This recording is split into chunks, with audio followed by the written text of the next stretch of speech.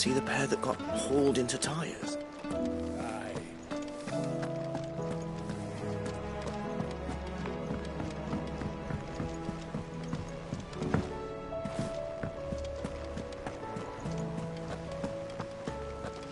Did you see that? Tell me you saw that.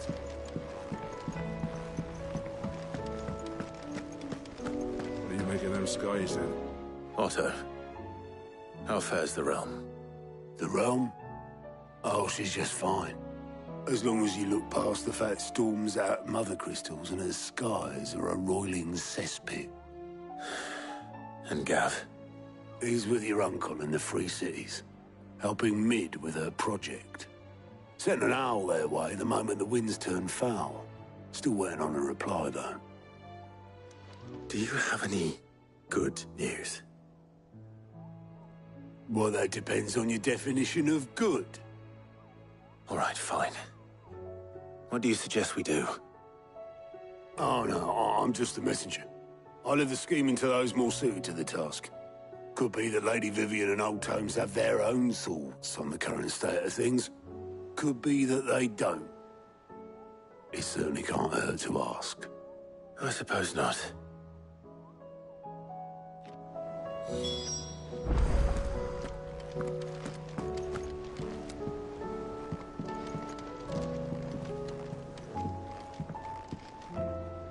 How is it that every one of your little excursions presages some inexplicable catastrophe? Not that you are to blame for the Dominion's fate. No one could have predicted the actions of the Crown Prince. I'm sorry I couldn't save your home.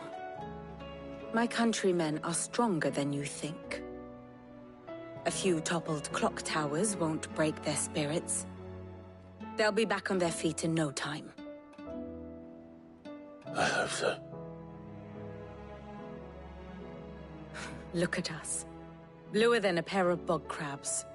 Tempting though it may be, sulking will not help us find a solution to this mess.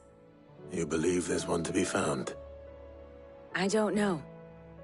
But I am certain we're more likely to find it if we first examine the facts.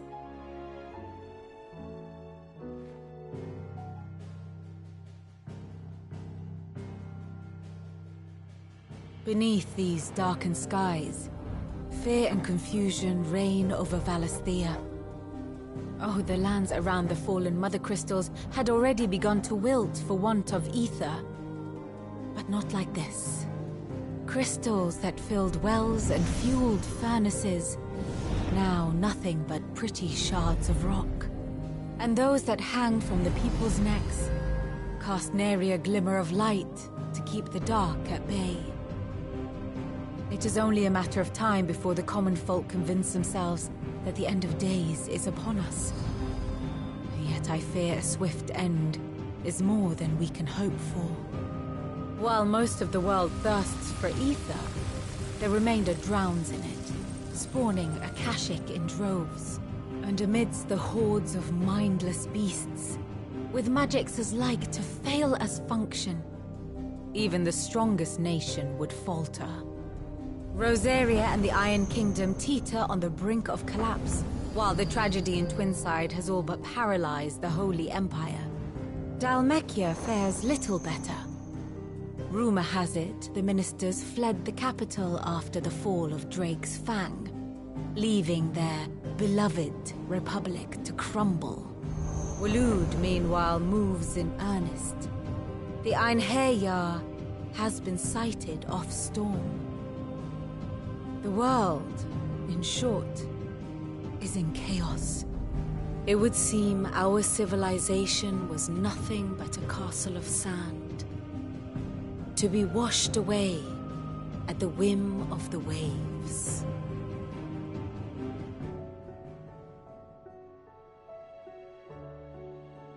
A castle of sand. Not my best flourish, but it seemed fitting. The reports I've received are considerably more blunt in their appraisal. Without the protection of their nations, it will fall to the people to defend themselves against those who would take what is theirs. Which is only ever going to end one way. Defending a farmhouse against a band of chocobo thieves is one thing. But pitchforks and palisades will do little to stall an army's advance. Should the King of Wulu deign to invade, there would be none to stop him. None but us.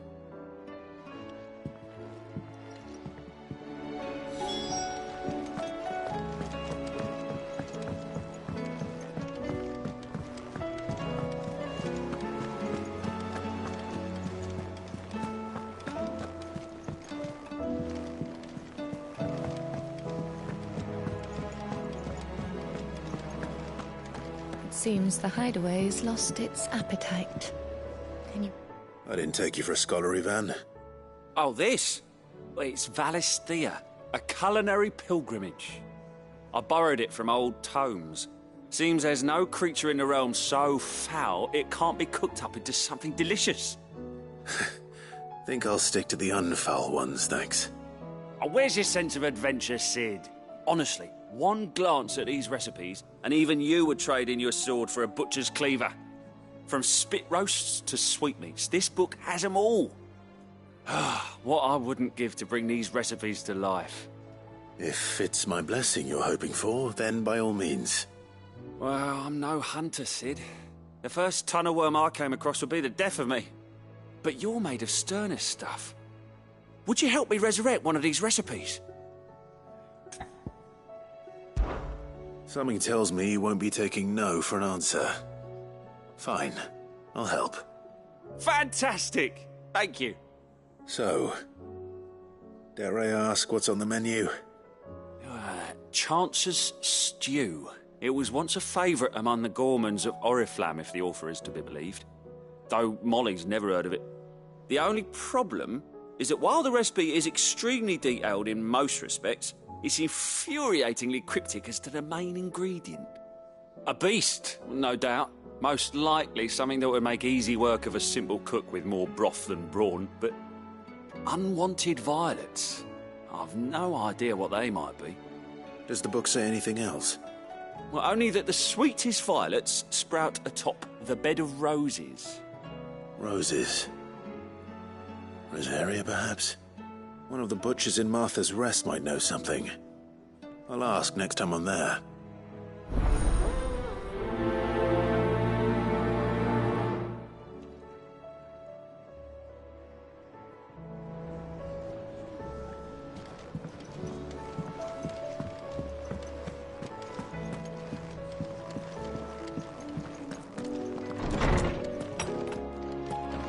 There's a storm coming, Sid.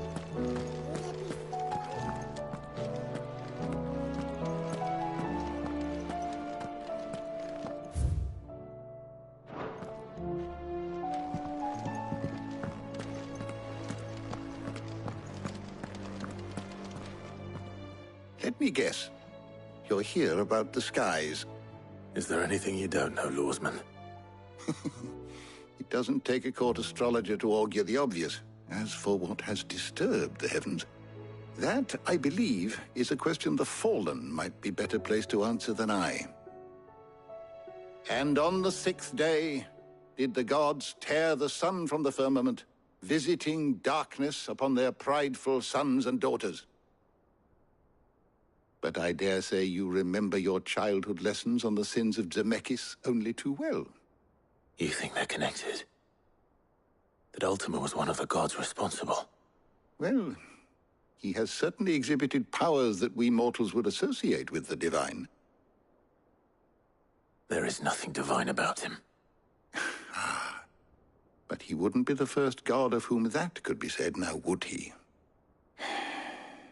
Yet for all the fairy tales that tell of the sins, there is almost nothing in the way of actual historical accounts.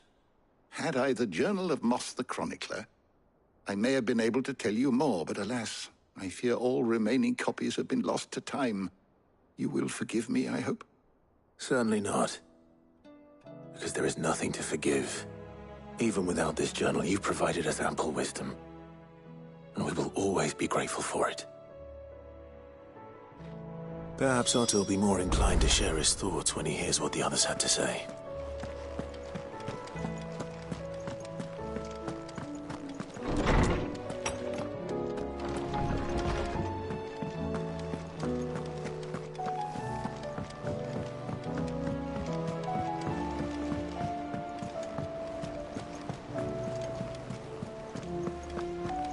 Did you see that? Tell me you saw that.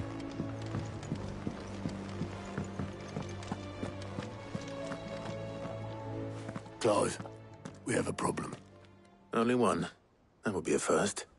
It would. Actually, there are three. We had as many owls arrive while you were at the shelves. Martha's got a Akashic out her gates, and talk of monsters roaming the hills outside of Northreach has put the wind up Isabel and her lot. And don't forget Dalimil. Lubor says the village was raided by bandits. When it rains... It fucking pours. The curse breakers are spread thin, taking stock of the damage in the Dominion. And even if I could get word to all of them, I doubt they'd get here in time to make any real difference. Which means... there's only two people who can. Jill and I. Let them know we're on our way.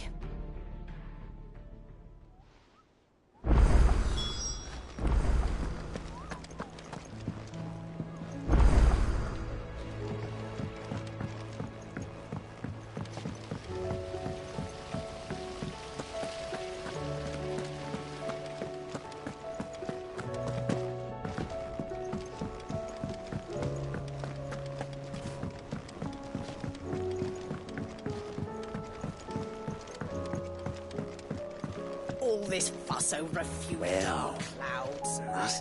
Here, Sid.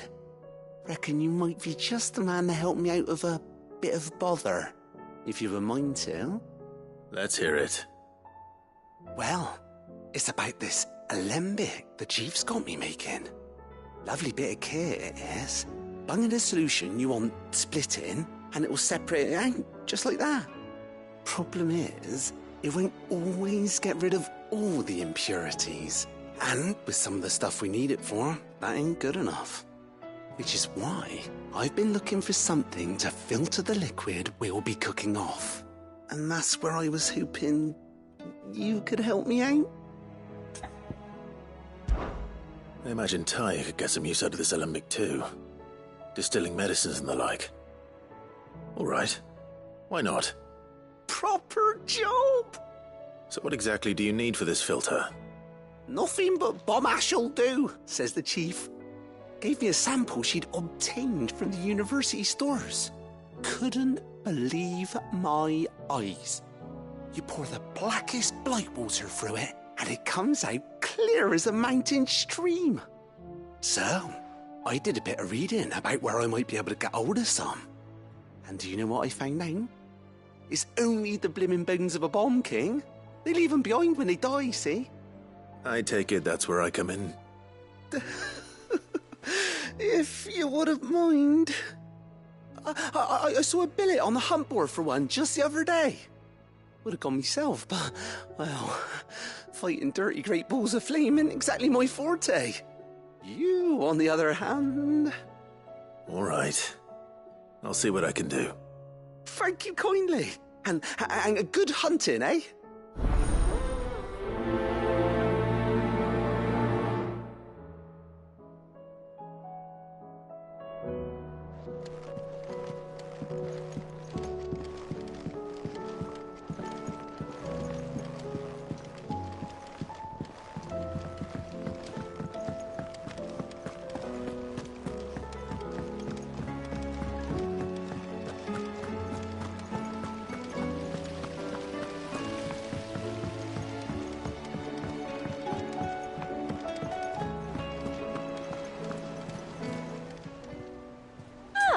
I wasn't expecting you back so soon. It's not true.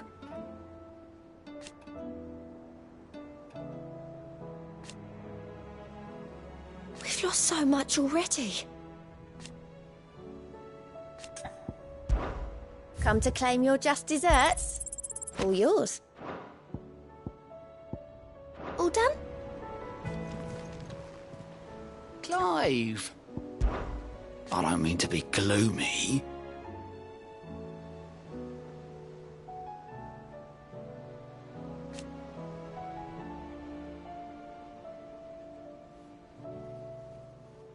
They need all the help they can get. Here you go.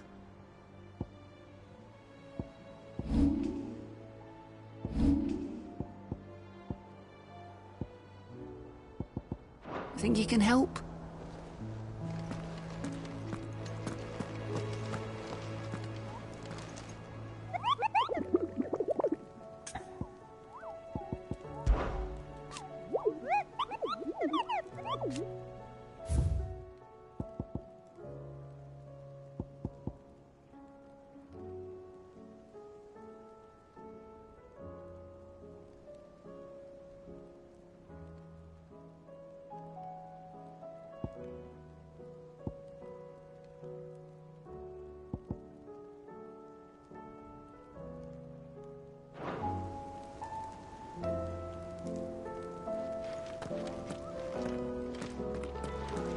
I'm ready when you are, Clive. The messages from Martha, Isabel and Lubor weren't long. But what they lacked in detail, they more than made up for in urgency. Our friends need your help.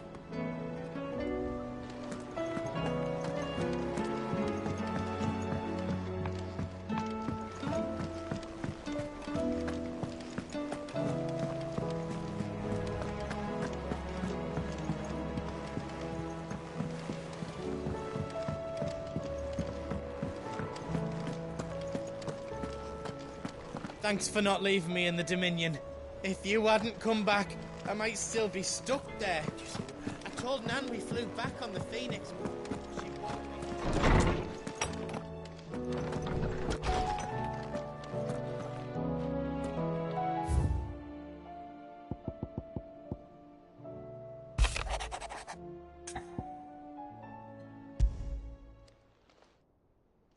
Hopefully it's nothing. But I should speak to Blackthorn just in case.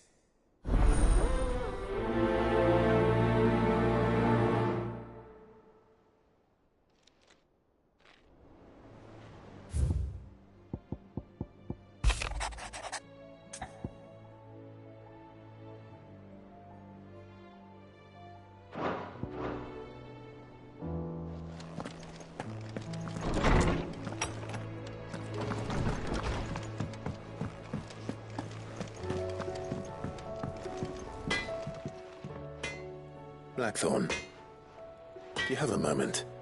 Not really, no. This won't take long. I just wanted to ask how you're getting on. August was worried about you, that you might still be doubting your craft, even after learning the trick of that cuirass. Is there something else weighing on your mind? Perhaps sharing your thoughts might help. That bastard's like a dog with a bone. Still, he's got a keen eye, I'll give him that. He's just, well, Karen showed me something. Something I've never seen before. And that was? A sword. An odd-looking thing with a single-edged blade.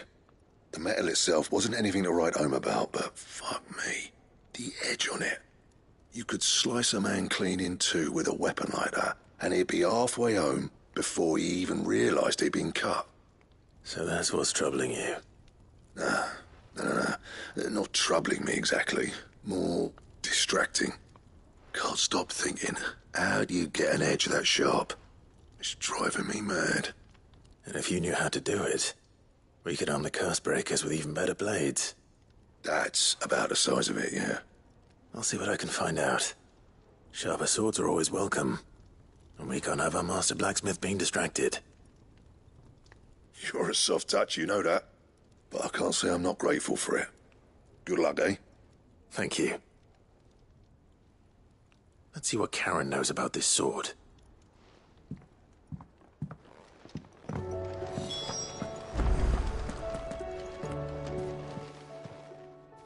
You're looking well, Karen.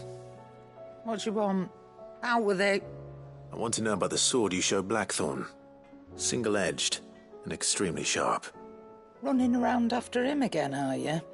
I suppose I am, yes. But I need to help him find out how to work an edge like that. It's driving him to distraction. Little wonder, I suppose. There's not many like that make it as far as the twins, and those that do go straight into private collections. Which made it nice and easy finding a buyer. Can you tell me who bought it? Where is it now? You think I tell people who my clients are? Suppose you're not likely to go nicking him off me, are you now? Fine. If you stop mooning at me like that. Lord Ignac's the man you want. Dalmekian bloke. Collects weapons and the like. And he's got more money than sense, which is why he's one of my favourite clients.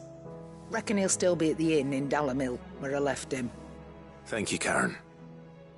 Oh, and he's a touch eccentric, if you take my meaning. I appreciate the warning.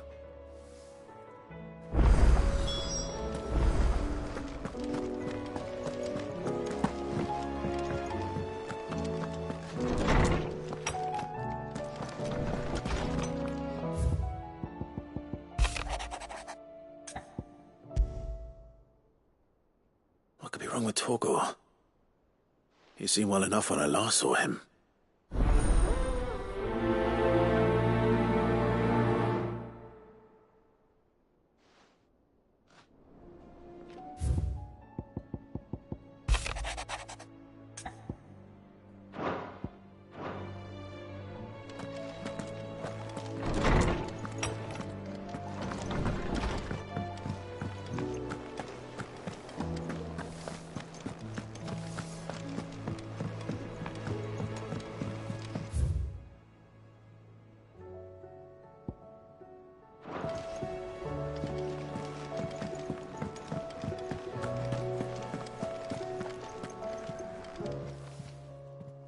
I got your note. You think something's wrong with Torgor? So you can read. Congratulations. But I didn't say I were wrong with him. I said something weren't right. He's not been eating me treats. He used to love cracking the bones from Molly's boiled brown, but now he won't so much as look at them. Didn't like him. Which is why I'm of a mind that his mind's on something else. You've not been working him too hard, have you? No harder than usual. Is that it, boy? Do you need a rest? What was it you said he was? A frost wolf? That's what the lawsman seems to think. Then maybe this all has something to do with whatever it is that's woken inside him. I suppose things have been different since Rosalith. Perhaps Hippocrates knows something. Instead of everything, you mean? Perhaps.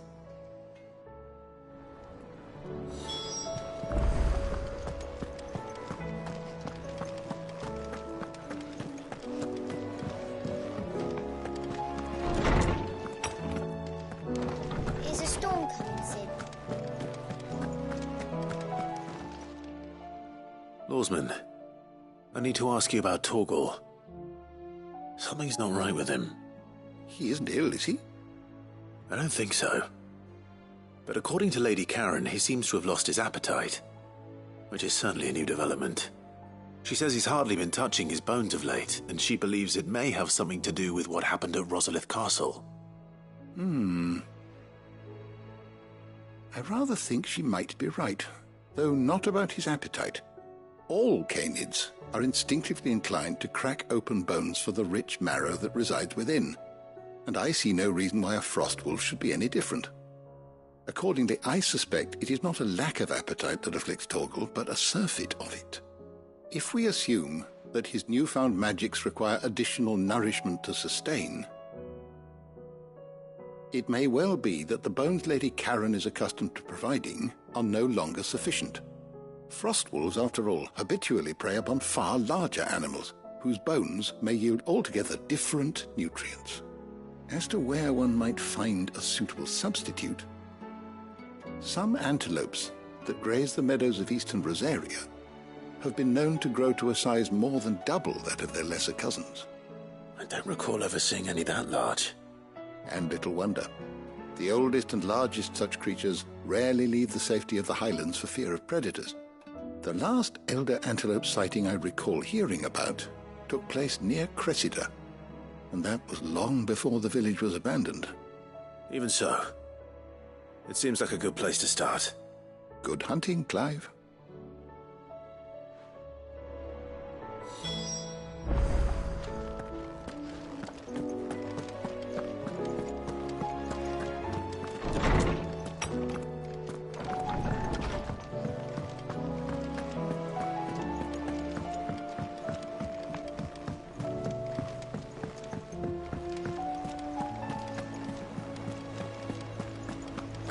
Did you see that?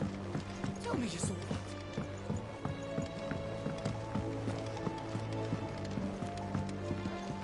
Clive.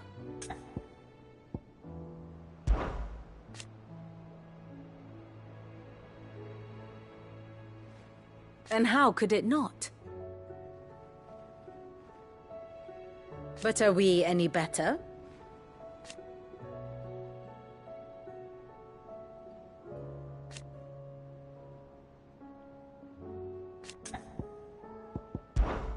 I cannot claim.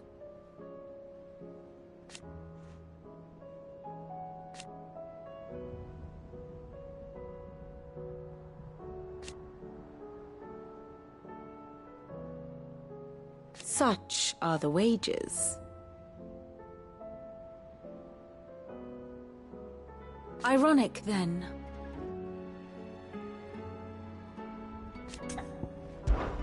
What is it that you wish to learn? Study it well, Clive.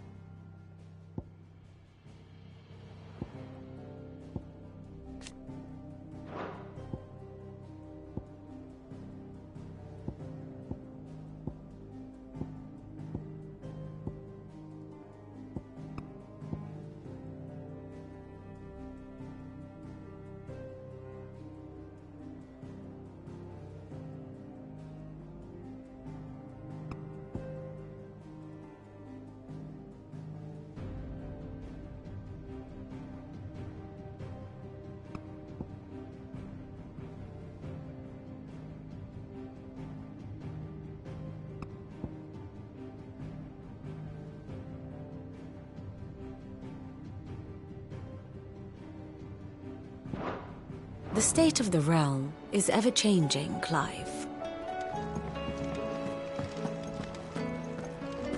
I'm ready when you are, Clive.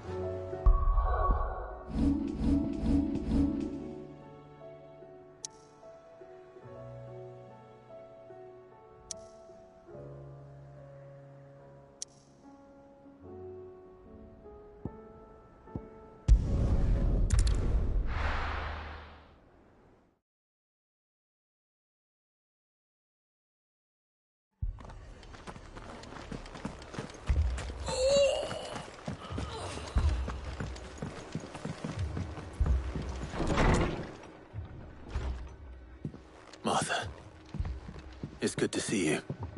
And you, Clive. Jill? Otto said you'd been attacked by a Kashik. What exactly happened here? Those skies are what happened. Not long after they fell dark, we had our first visit. There were hundreds of them. Tried to storm the hill. Only a handful made it up here, but that was more than enough. The rest are still down there now. And while we have a few willing fighters holding them back, they're sorely outnumbered. What do you think, Clive? That we join the fight? I thought you'd never offer. Now, where I need you is the Fallen Gate. That's where the fighting is fiercest. Let the men know you come to help.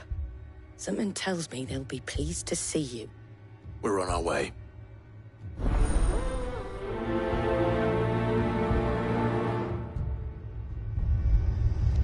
Do you think there are as many as Martha says? More.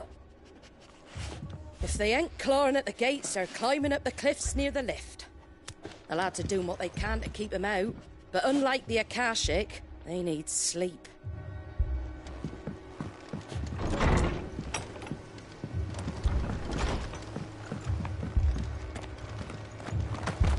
This man's gonna die if we don't get him to a healer.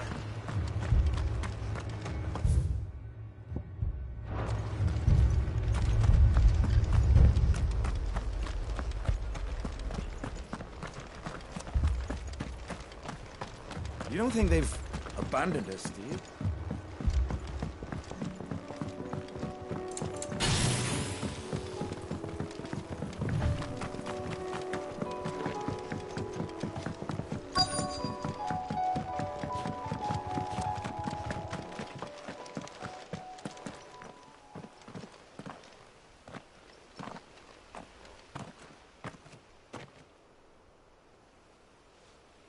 Clive, wounded.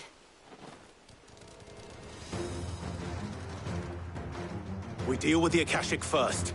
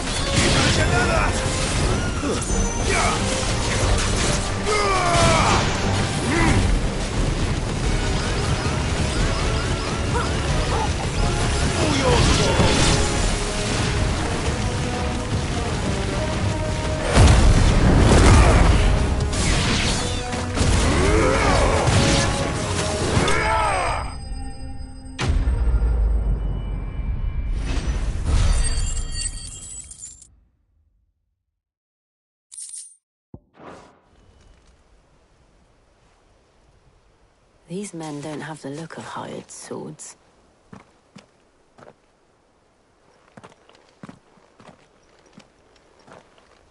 If you've come to rob this place. You are mistaken, my Lord Rosfield. We're here by Madame Martha's leave. How do you know my name? Forgive me, my lord. There wasn't time for introductions.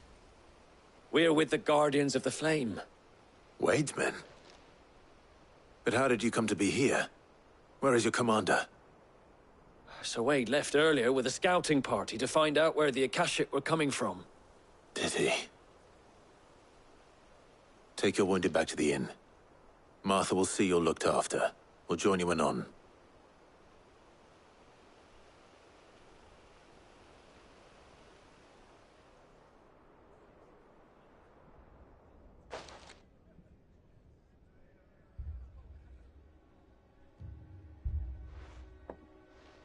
And to think you took them for thieves.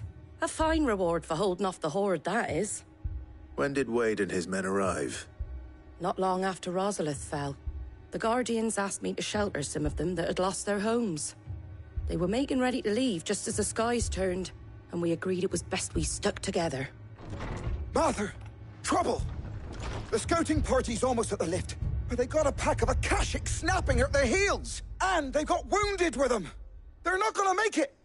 Damn it all. We'll worry about them, Martha. You look after everyone here.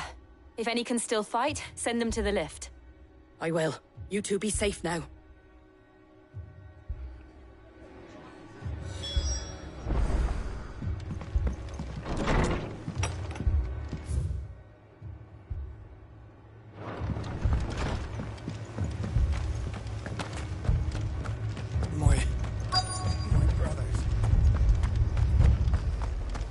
Mad dogs.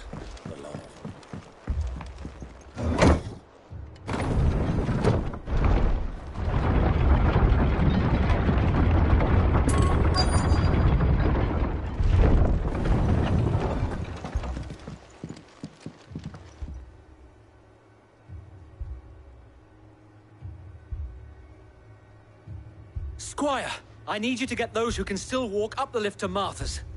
But what about... I didn't ask, Oscar. Sir. Sir Wade. Lord Rossfield. If you aren't a sight for sore eyes. Martha seemed to think you might need some help. And by the looks of it... We thought we could sneak by them. But we didn't know there would be so many. How could we have? Behind you!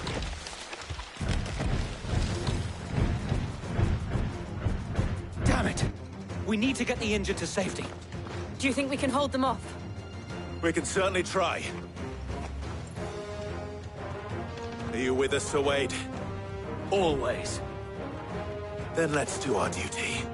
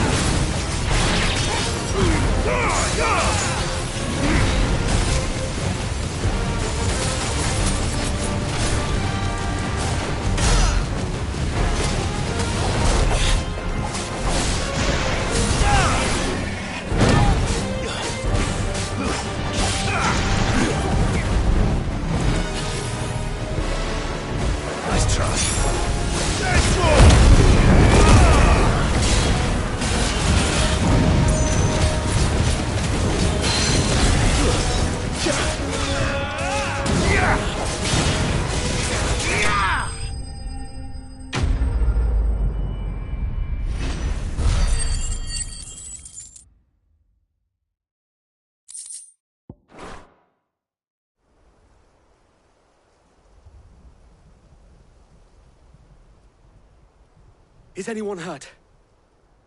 I don't think so. And yet again, you've pulled me from the flames. It's just a pity I keep walking into them. You've never been one to shy away from danger, Sir Wade. Like any shield worthy of the name. I see you're all in one piece. Martha! Is something wrong? The lookout saw smoke coming from down Eastpool way. Too thick to be a hearth. A second horde. Feel like finishing the job? Always. Jill and I will make for Eastpool. You'll need to move the injured without us. Don't you worry about them. The moment my men are safe, I'll follow. Good luck.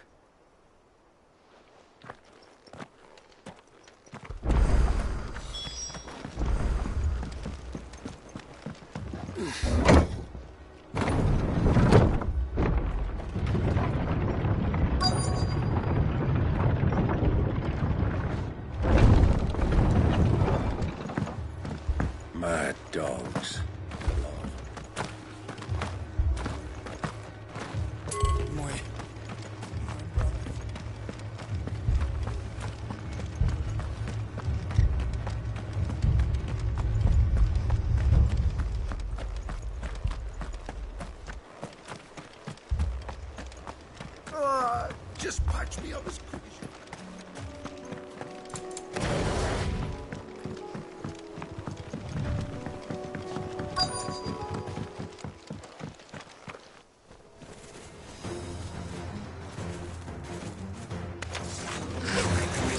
They're headed for the rest. We have to slow them down. Martha and the others won't be ready.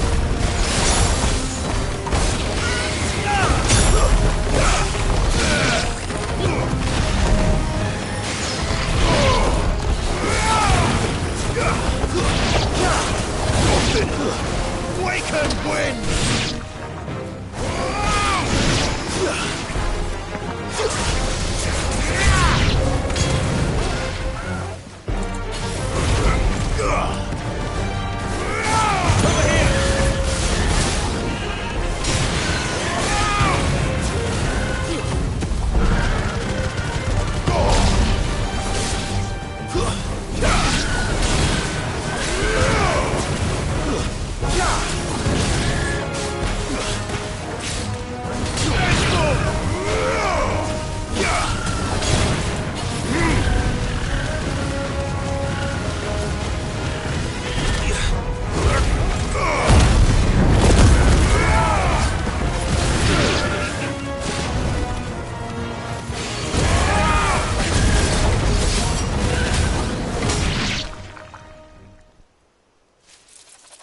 Something's coming.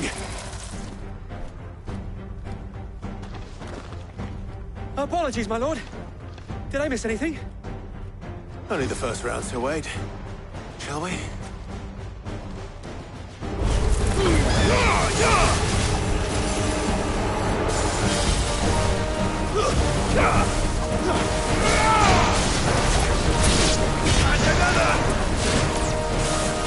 To me, Blades! It's over!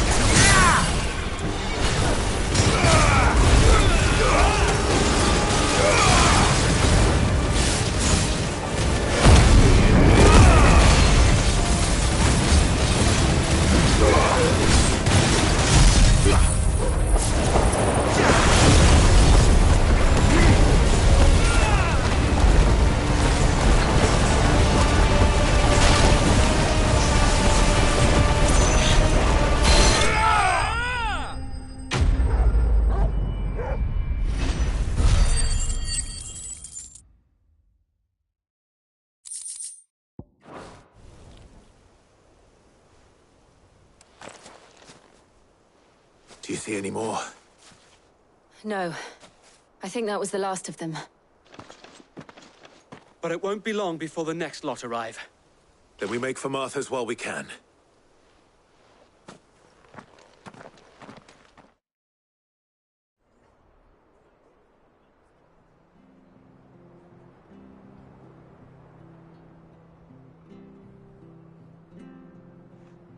What did you find out there? The same as Sir Wade. Scores of Akashic. Well, wherever they came from, they're gone now. Our lookouts say the lowlands are clear. Hopefully we'll have enough time to lick our wounds. How many of your men were injured? A damn sight less than if you hadn't turned up. Thank you. It was a hard-fought victory. But as long as the skies remain dark, I fear the Akashic's numbers are only going to rise. It's not a matter of if the Horde will be back, but when. And whether that's sooner or later, we'll need to be ready. The inn here affords a good view of the land, and is easily defendable. I'd like to make this one of our outposts. What do you say, Martha? You'd have more men to guard the rest. Well, when you put it like that, of course they can stay.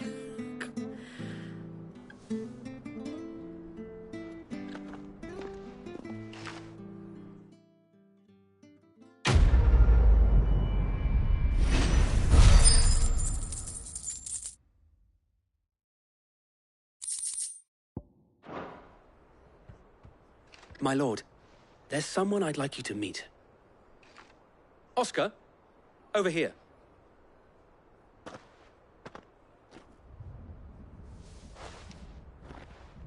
It is an honor to make your acquaintance, Lord Rossfield. I am Oscar. Oscar of House Murdoch. Murdoch? I wasn't aware the Lord Commander had children. Oh, he didn't. But his brother, my father, did. I am Sir Rodney's nephew. Well, go on, then. It's not for me to ask him. Yes, Sir Wade.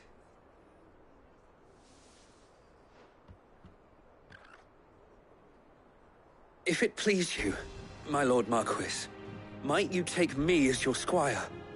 I would learn the duties of a shield from the finest. I'm sorry to disappoint you, Oscar, but I'm a shield no longer. Nor was I ever the finest. And spending time in the company of an outlaw hardly seems a fitting education for one aspiring to take his oaths. My Aunt Hannah once told me that a man is not defined by his title, but what he does in its name. You have accomplished much since taking on the mantle of Cid, winning no little honor in so doing. And I would sooner serve under an honorable outlaw than an unworthy shield. Not that Sir Wade and the other Guardians are... I mean to say that, they're... It's all right. We know what you mean. There is only so much the boy can learn from me, my lord. But a squire... Would that really be so bad? You were a squire once. And I'm certain Sir Rodney would approve.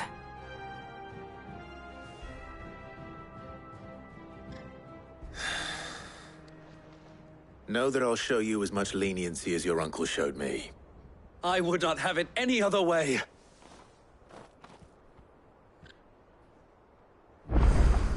I will not let you down, Lord Rossfield. You, or my uncle. We shall be staying here for the time being, and not just for the ale. I'll have one of my men escort Oscar to Benimir once he's said his farewells.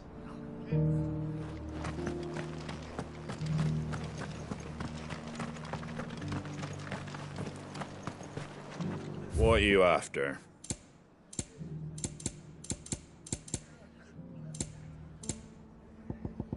That all, is it?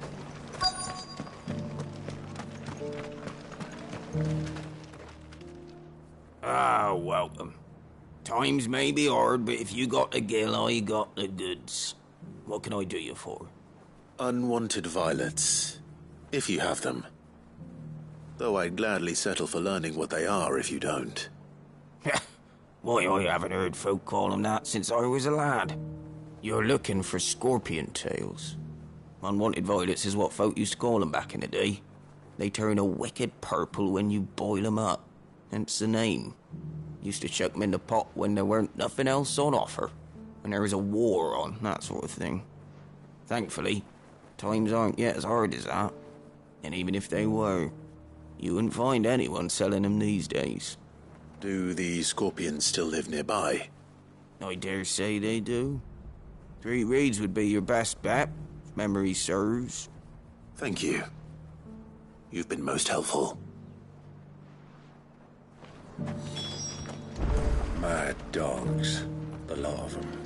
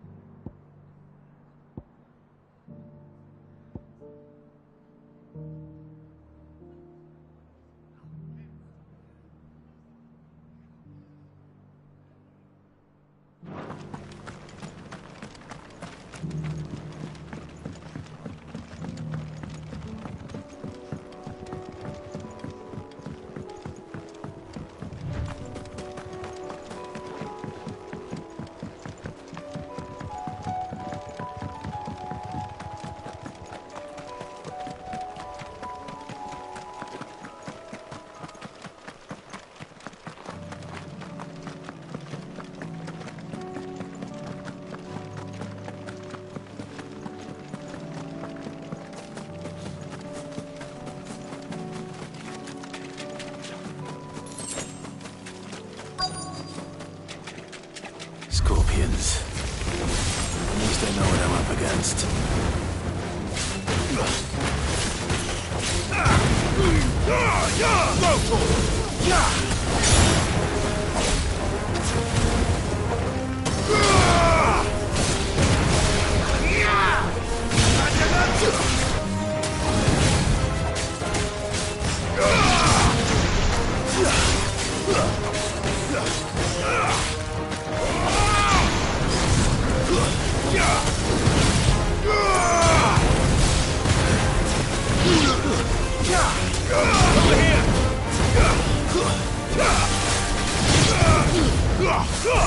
You're finished!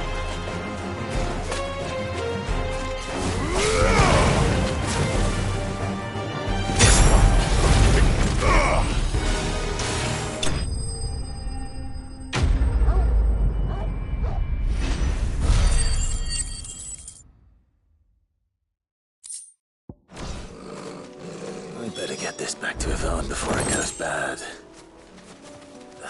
Or any worse, at least.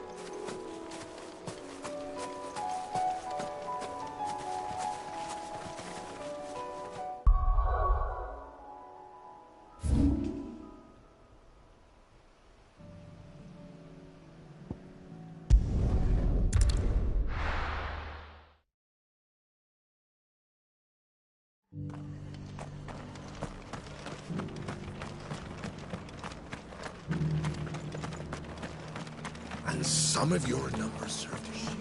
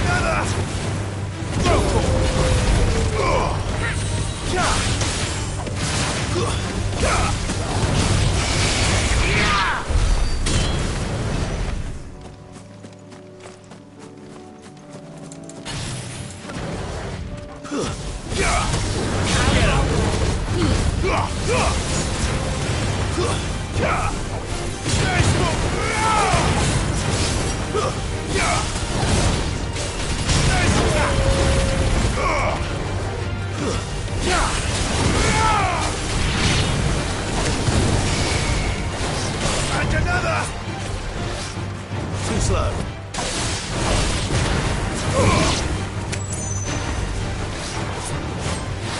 Nice try.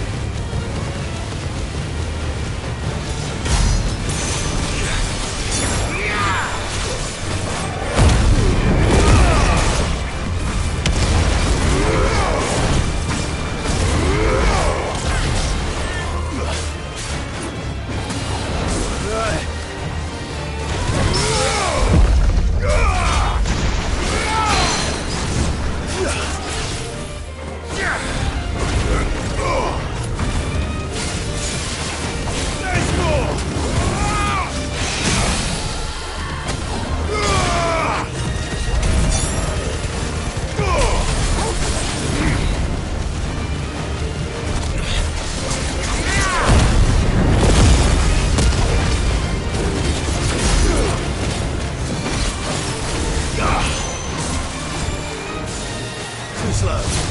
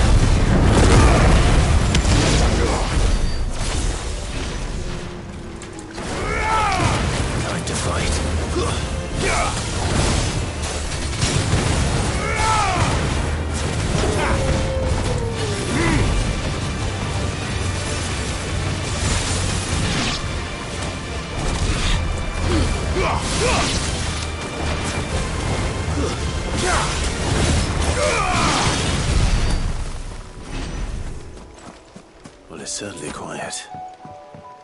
If I were a giant antelope, it would seem like just the place.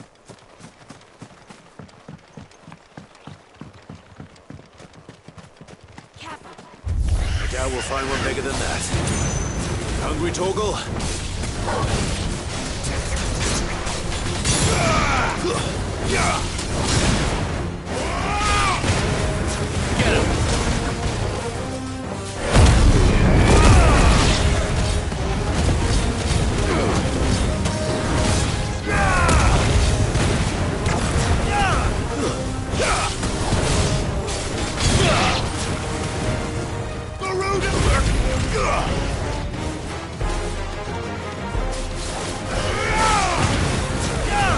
this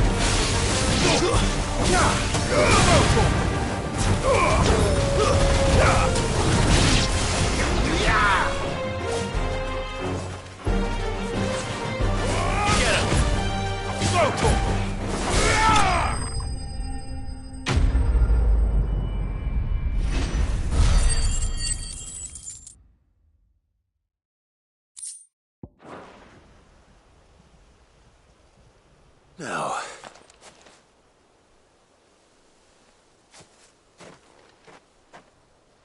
will it be enough, I wonder?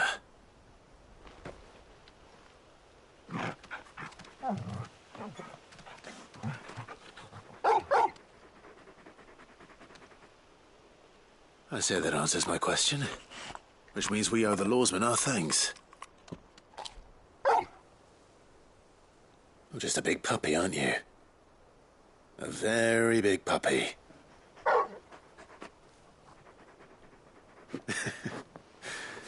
You do know you can take that with you, Torgal. Lady Karen will be relieved to hear you've got your appetite back. Come on, boy.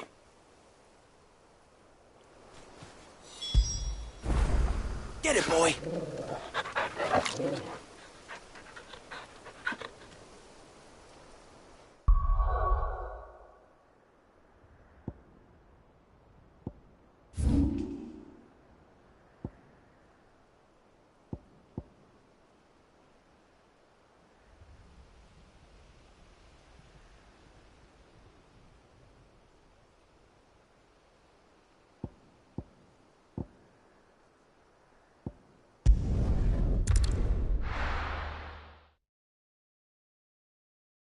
First we find Isabel. Heard a bloke saying he saw ghosts from the... I saw it with my own eyes.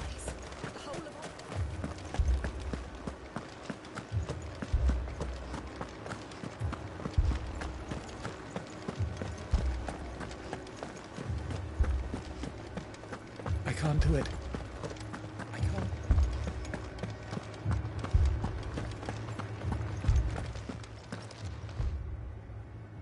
My lord. Milady. We received the dame's message. There have been sightings of strange creatures, I understand. With the blue eyes. Yes. Like a Kashik, but different. They've taken so many. I've lost count. Akashic, but different. Ultimus thralls.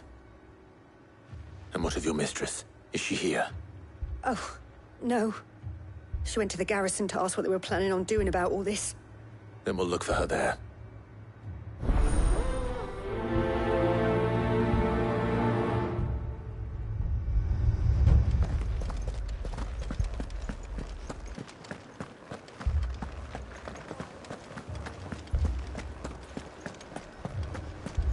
We could leave.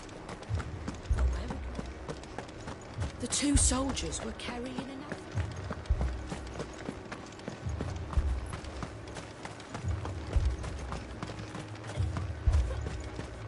Madame, please!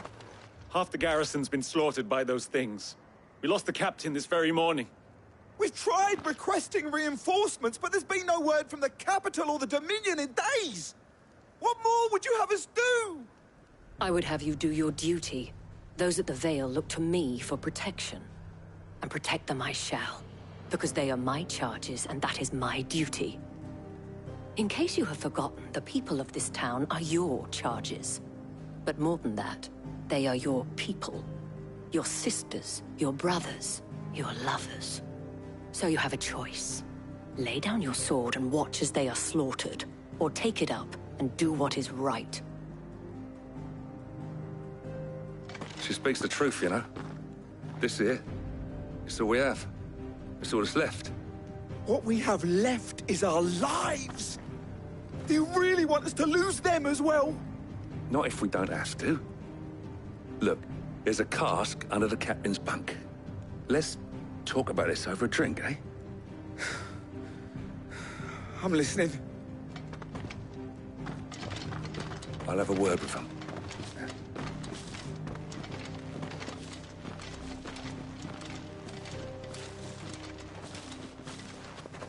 Clive. I didn't expect help to arrive so quickly. And sought to take matters into my own hands. It was a noble effort, but I thought you might still need some support. I'd like you to consider my needs.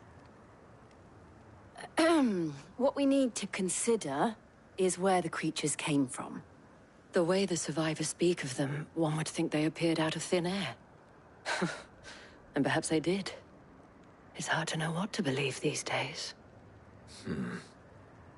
We'll talk to the survivors.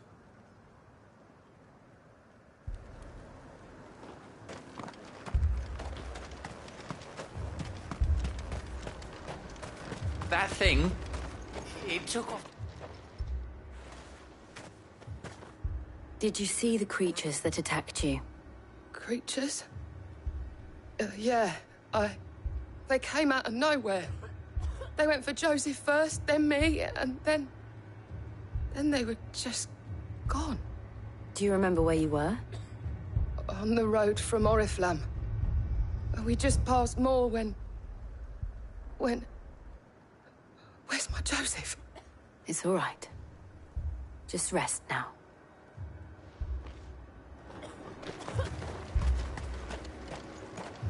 It's all right. My family. You're a pikeman, yes? What happened? I've got family in Moor. I heard the flood was spreading, so I went to see if they were all right. And a pack of them glowing things found me in the meadow. I ran for my life. I never did get to the village. Leave that to us. At least we have an idea of where the thralls might be now. We should head for more.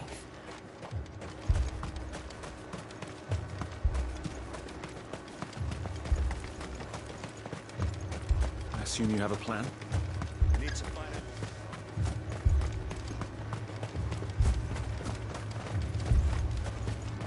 It was all they could do to escape.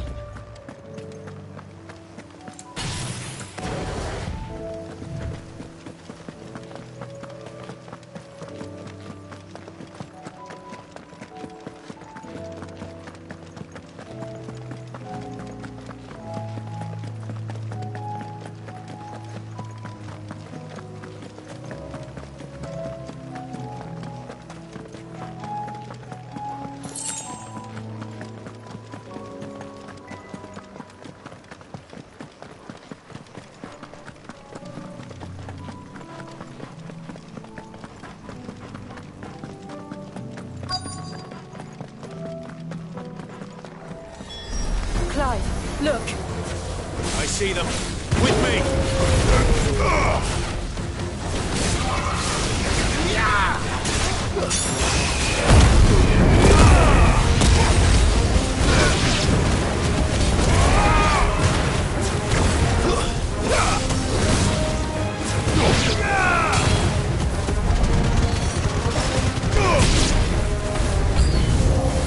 Should I try?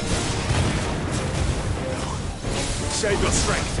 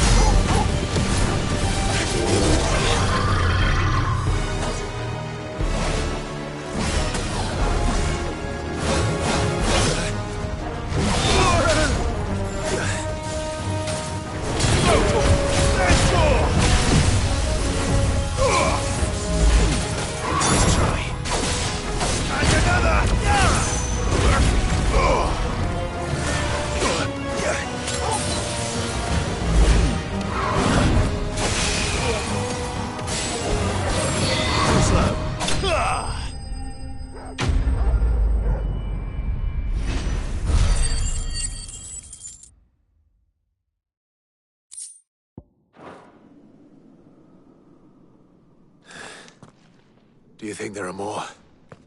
There are always more. But I'd say we've done what we can for the time being. Then we should let Isabel know.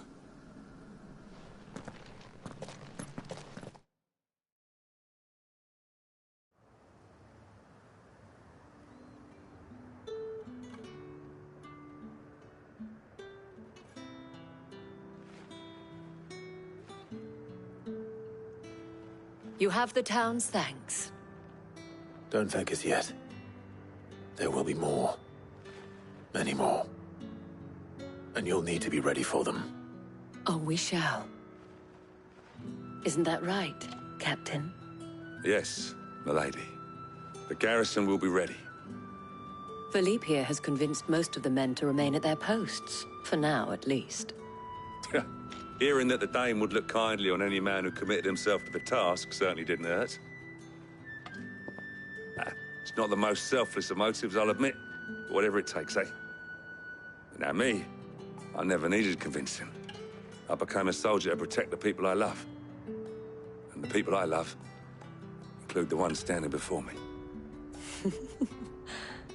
Handsome and chivalrous.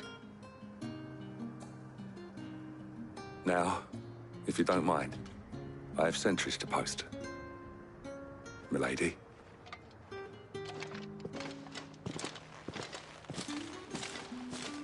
Lest you wonder, I'm not foolish enough to believe that this has solved all of my problems. But it has solved one, and that's one fewer than I had this morning.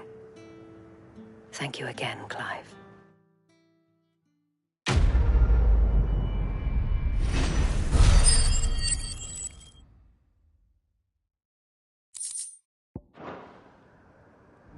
Philippe will make a good captain. He reminds me a little of you, Clive, but without all the mocks and mows.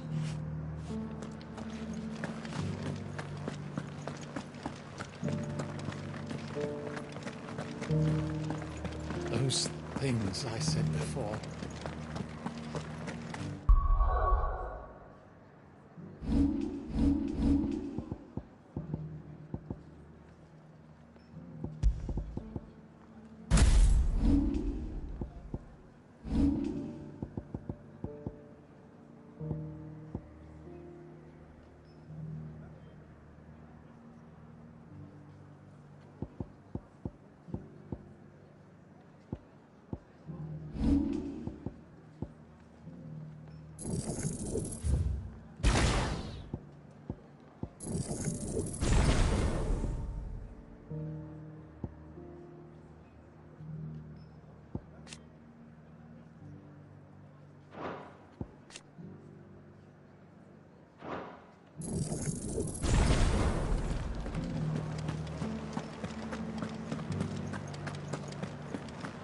There were ghosts at the gates not days ago. Nothing like a little unrest.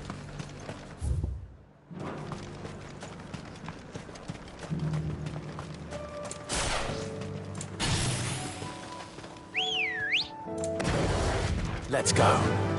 Fly, Ambrosia.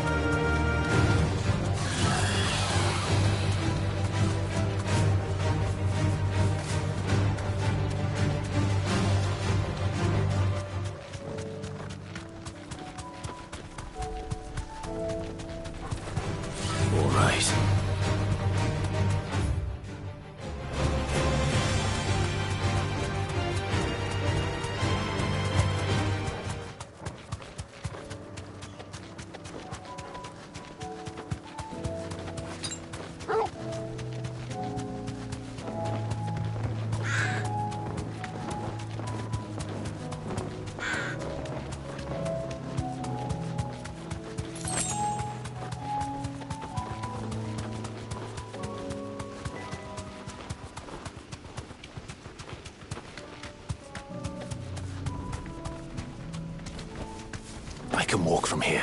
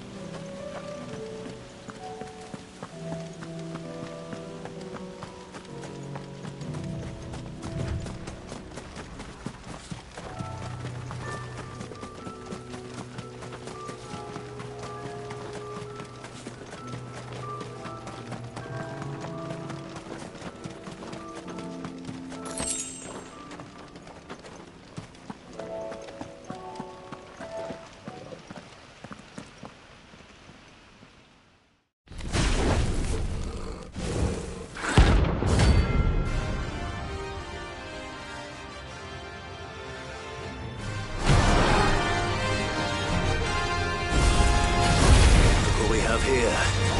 Greetings, Your Majesty.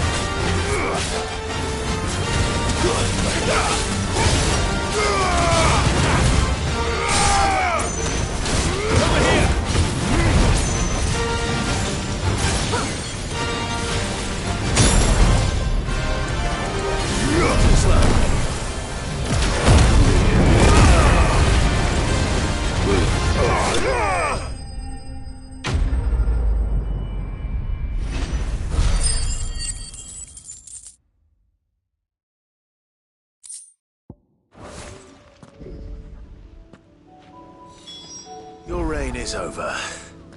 Now to collect the ash. I should... This looks like the stuff. Let's see if there's any more.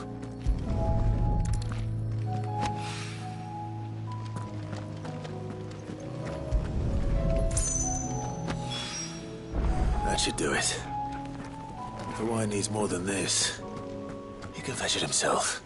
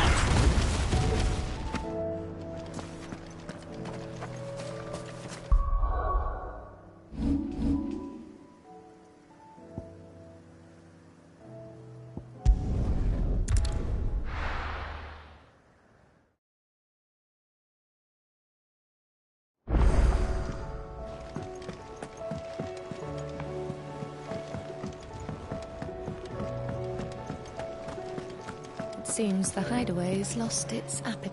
Did you find our mystery ingredient? I did indeed. Marvellous! Let's see. What am I supposed to do with this? It's poisonous, surely. You wouldn't be wrong. But that's your unwanted violet. Into the pot it goes, I suppose. Wait here. I won't be long.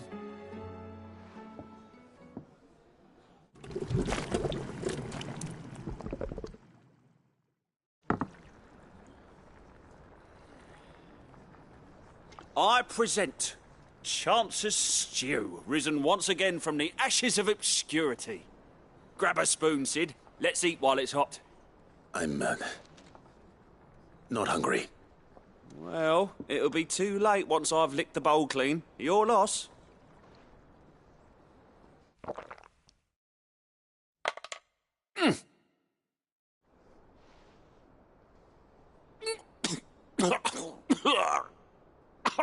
Odin's teeth. What, the salt on the senses. It's like choking on swamp water. And yet, up through the pungency, there rise complex, meaty notes. It takes a moment to recover from such an onslaught of flavours, but never have I tasted anything so fine. Thank you, Sid. Thank you. You're, welcome.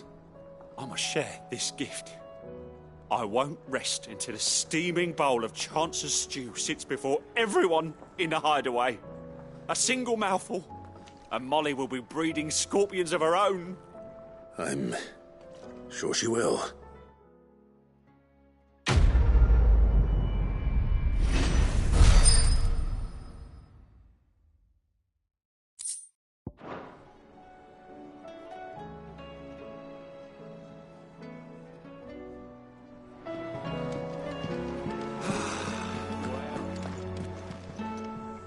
I noticed you and Torgal had gone off somewhere.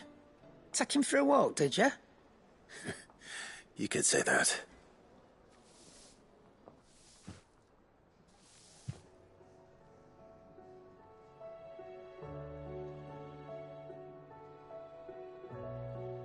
So, Molly's leftovers weren't good enough, eh? That'll teach me for treating you like you're still a pup. All right, no need to shout. Now we know what you're after, I can see about getting some in. Speaking of which, I brought one for later. Can I leave it with you?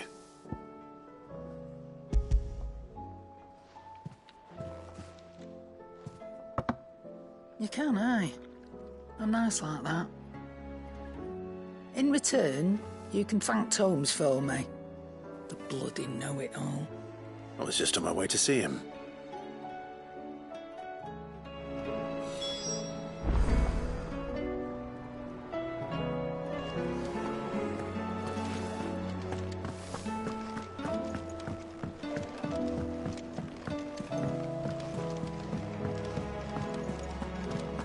I don't want to see any more of our friends hurt.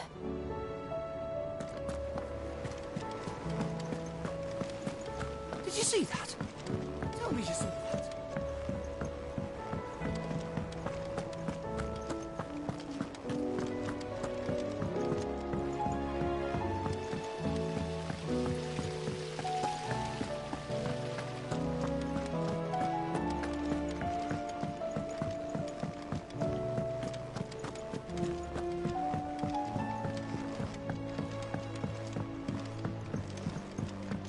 All this fuss over a few dark clouds. All right there, Sid? How's that hunt for the bomb ash going? I have it here.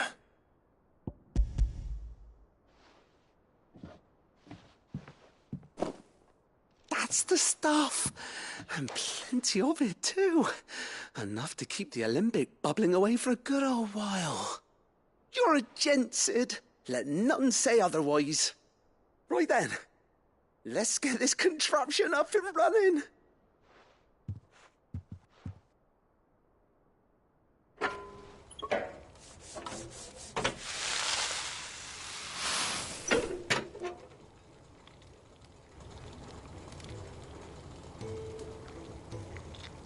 There we have it. The Telemon Alembic. And it works just like the chief said it would. Very impressive. Says the man who cut down a burning boulder. Speaking of which, I still haven't returned the favor. There's no need. The good it will do for the hideaway is reward enough.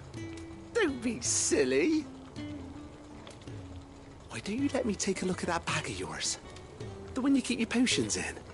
Reckon I could work some magic on that, huh? What kind of magic?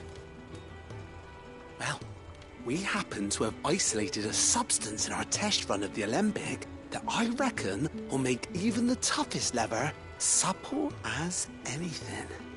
Thought we might use it to breathe new life into old boots and the like. Save the hideaway a few gil. Ah, I reckon if we slap a bit on your bag, it'll loosen it up enough for you to squeeze in a bottle or two more. Well, it can't hurt to try, I suppose. That's the spirit. Leave it with me. I'll only be a mo.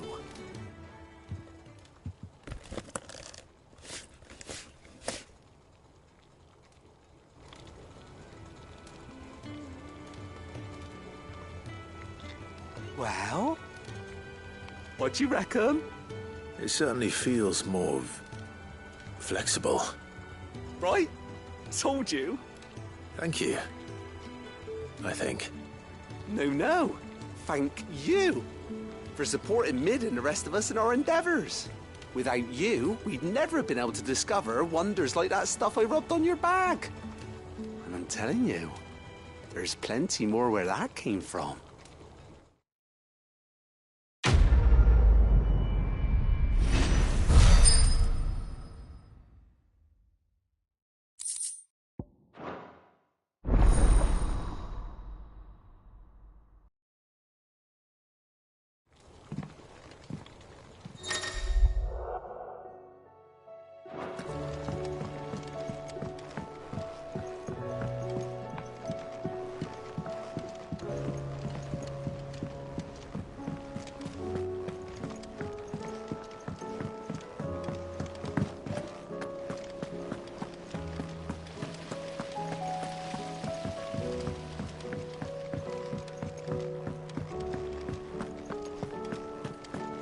Not much more to say, is there?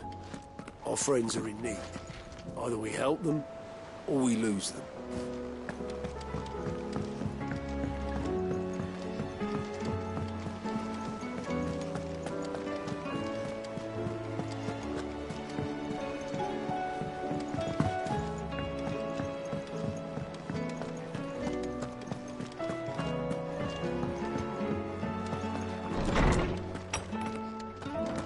Is a storm coming, Sid?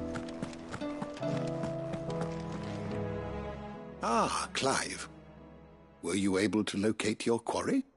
We were indeed, Lawsman. You pointed us in exactly the right direction. And Torgal's been a very happy hound ever since. Very good, very good. Lady Karen sends her thanks, by the way, for your part in solving the mystery. Ah. But that reminds me. After your last visit, I found myself pondering Torgal's talents. Do you recall our conversation concerning Lady Jill's role in Torgal's transformation? About how she somehow woke the power within him. Precisely that. A reasonable conclusion, I thought, but one which raised certain questions in my mind.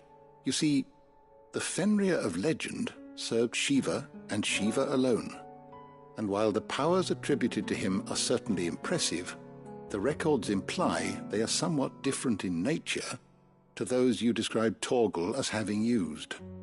What are you suggesting? That Torgal may be the beneficiary of more than one icon's power. Consider that in addition to Lady Jill, he has served as a loyal companion to you, your brother, and even the late Cid. In short, the icons hitherto near at hand, or should I say at paw, have been diverse and plenty, and that number has only grown as the realm's dominance have fallen to your sword. One can but speculate as to how all of this has affected Torgal. He has seemed more fierce of late. And if I am not mistaken, he will grow fiercer still. We are fortunate indeed to be able to count him amongst our allies and not our adversaries. Oh, he's more than an ally. He's a friend.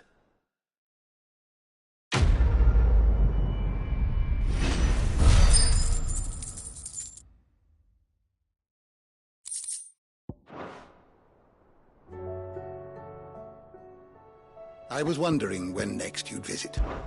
With the darkening skies.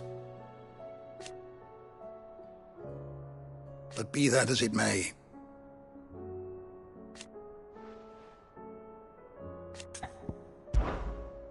I have a few new notes that might interest you.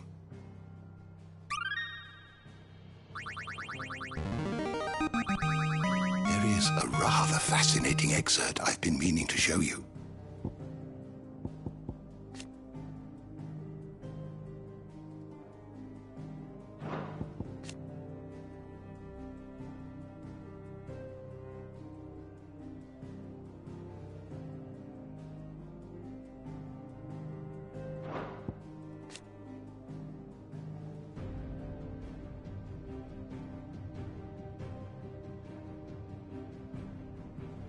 You wish to study the tomes? Is a storm coming, Sid?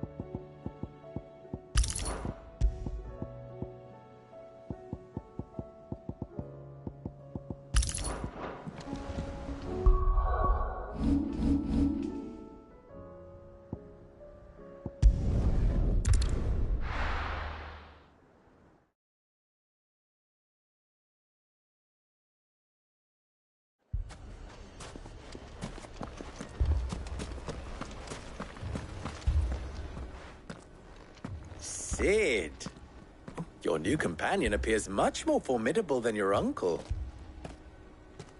Should I be worried? You haven't been introduced.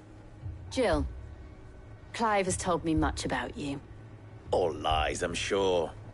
Your Stolas said that Dalamil has a bandit problem. Indeed. Although, you're a little late. They left with our food and guild days ago. Any idea where they went? The desert's a big place. Your guess is as good as mine. But the fact is, I have more immediate concerns. What did you say to me? What did you say? Ah, as if by magic. Let's just say we've yet to reach a consensus about how to solve Dalimil's little problem. And at this rate, it won't be the actions of the bandits which prove to be our undoing. It will be our own.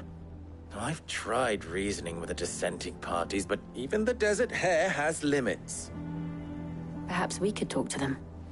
What makes you think they'll listen to us? What makes you think they won't? She makes a fair point, Sid. And you won't have wasted much of your precious time if you fail. They're just across the courtyard.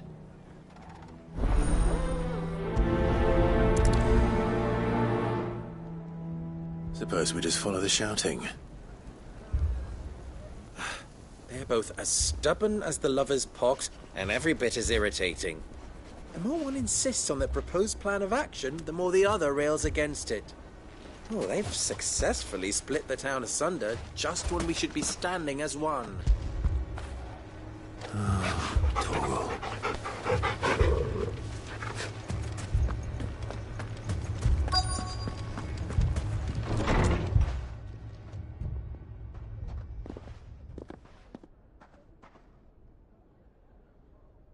You wouldn't talk like that if it had been your men whose throats were slit. Blood for blood, it's the only way. We hire mercenaries and have them mount the bandits' heads on our walls as a lesson to the rest. And what happens when those mercenaries are slaughtered like your men? Are you going to hire more? We're better off using that coin to buy food and supplies. If we hire mercenaries, the only thing we're buying is the bandits' ire. And you cannot fill empty bellies with that. Do you hear me? But what happens when they come back? Maybe it'll be your throat that's slit. That's enough. Both of you. Any more of this and I'll throw you out myself.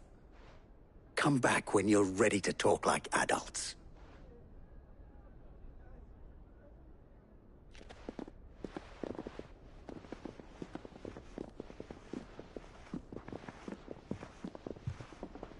Victor. What's he doing here? Sid. And Lady Jill. What brings you here? I was about to ask you the same thing. Costness is in chaos, and the markets have all but ceased to operate. The Briar's Kiss here in Dalamil is the only place I can reliably obtain supplies. I was here to do just that when Master Lubor told me of his troubles. He thought I might be able to talk some sense into these fools. But if you're here, I suppose his patience must be waning. Who are those people? Those were the thorns in Lubor's side. And the reason this place might be headed the same way as Costness. It's these accursed skies. The darkness is enough to drive a man to madness. Or an entire city, for that matter. We're still working on the skies. But in the meantime, perhaps we can find a solution to Dalamil's problems. I hope so. For all our sakes.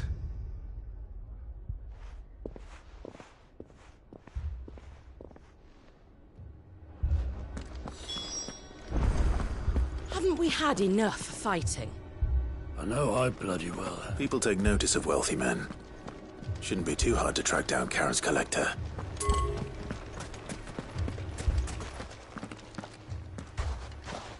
So, you see my predicament?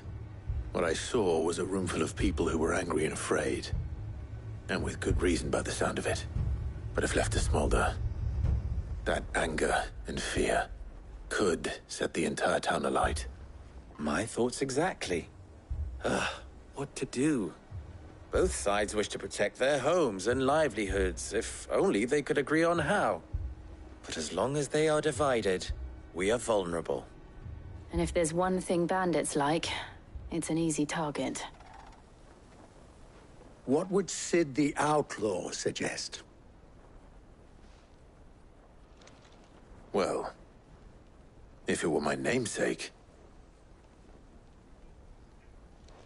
he'd let them choose for themselves, and be on hand to pick up the pieces when it all went wrong. That sounds like a recipe for disaster. A recipe for disaster is precisely what it is. But perhaps that realization would be enough to make them question the ingredients. While it's plain neither Conrad nor Natalie will countenance the other's proposal, it may still be possible to make them doubt their own, before presenting them with a third option. And that would be? To pool our resources and save the city ourselves. Why fight each other when all that fear and anger can be directed at the bandits? It appears we have a plan of action. Victor, pay Conrad a visit. See if you can't convince him of his folly. I'll speak with Natalie. As you wish. Your faces are not well known in this town. That may prove useful. Don't worry, Victor and I will do most of the talking. You need only play along. Play along? What he means to say is yes.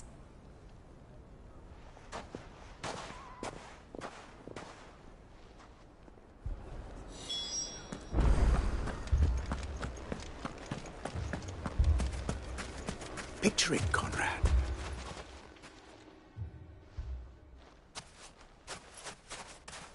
Ah, here she is. The Lady of the Spear herself.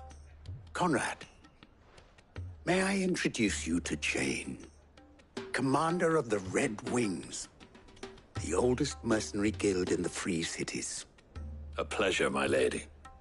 The pleasure is all mine. As I told you, I summoned the commander here from Canver to inquire about a contract. Victor says you told him no. That there aren't any men left to hire. Is that true? True as the crystals cracked. Nobles came and claimed every last one worth his salt. And not just from us Red Wings.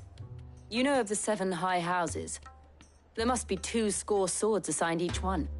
Granted, we have a few boys left. If it's boys you're looking for. Well, Conrad, are you saying that Dalamil's finest cannot defend this town better than a gaggle of unblooded striplings? That a band of beardless youths could better avenge the deaths of your brave men than you yourselves? Absolutely not. We'll show those bastards who they're dealing with.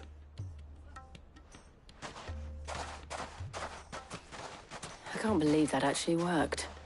Conrad's not what you call the brightest candle in the crypt. And there's a reason why I had you do the talking and not Sid. Well played, my lady.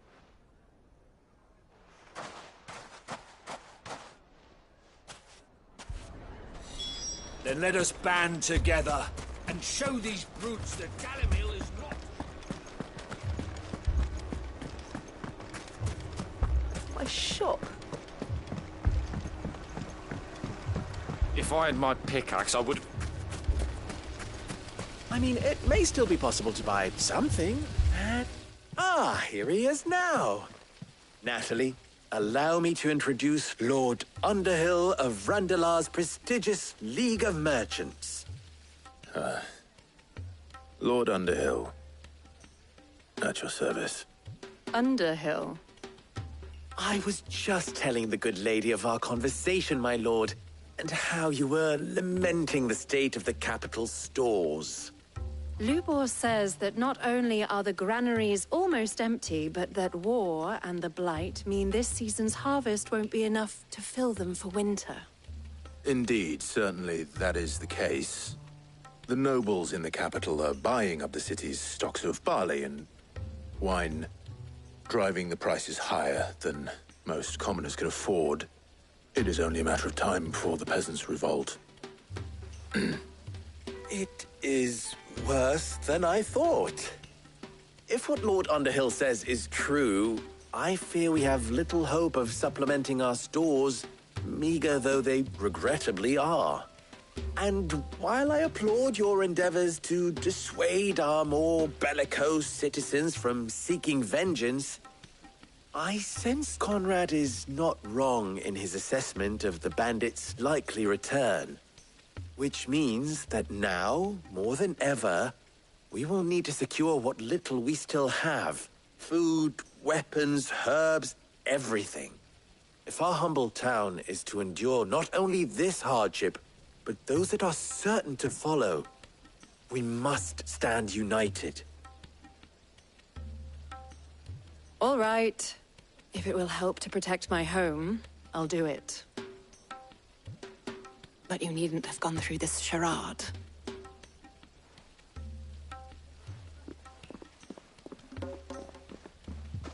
Thank you, Clive. Your performance was nothing if not workmanlike. She saw right through it. I didn't say it was good, merely that it produced the desired effect. Now, my scouts should be returning shortly. Meet me back at the Briar's Kiss, and we shall see what we face.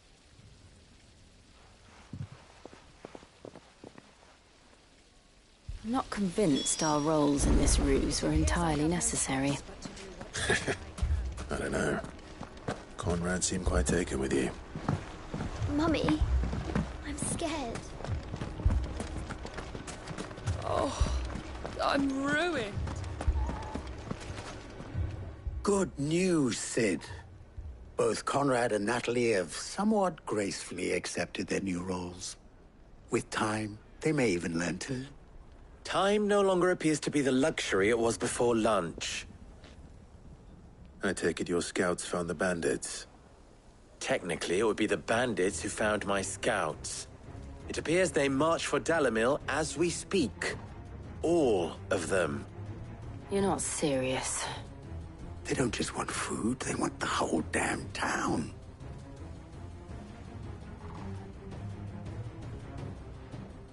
I have a favor to ask. I'm told the bandits march in two groups, one from the south and one from the desert, in a move doubtless intended to stretch our already gossamer-thin defenses. Very well. Jill and I will meet those from the desert. But what of the rest?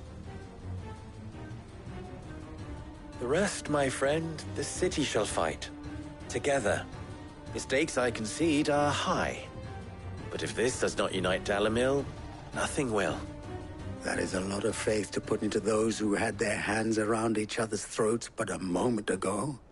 Then it will be for us to see that their hands are kept occupied. And I do mean us.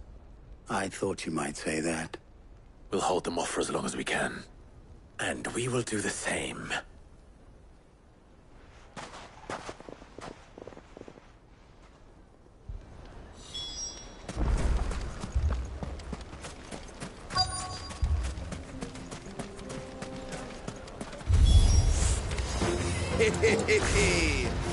The women folk have come to welcome us.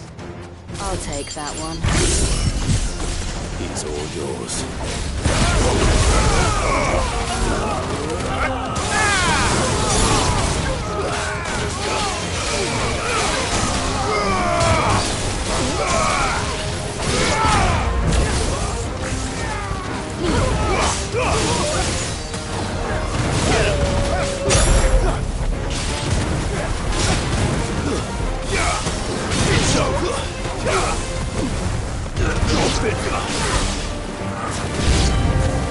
They mean to overwhelm us.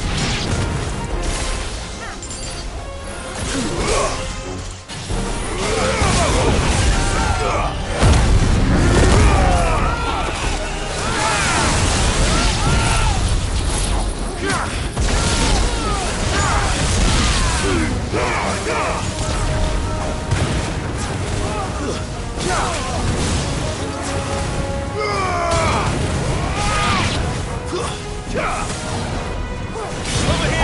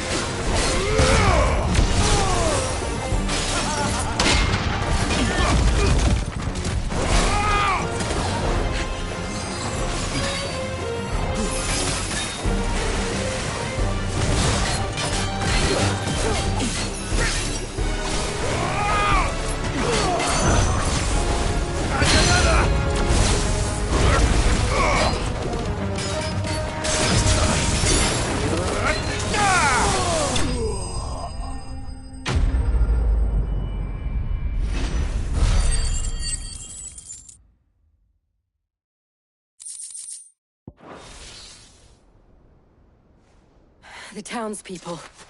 Could they have held out? I don't hear any fighting. What do you think? That we should hurry.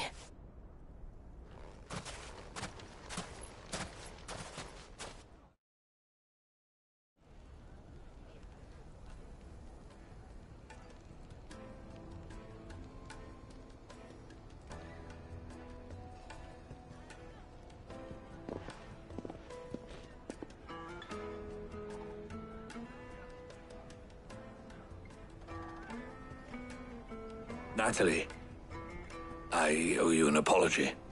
You did well out there. The inn would have been lost had you not held the line. Without you, there would have been no line to hold. You saved us, Conrad. You saved Dalimil. We all saved Dalimil.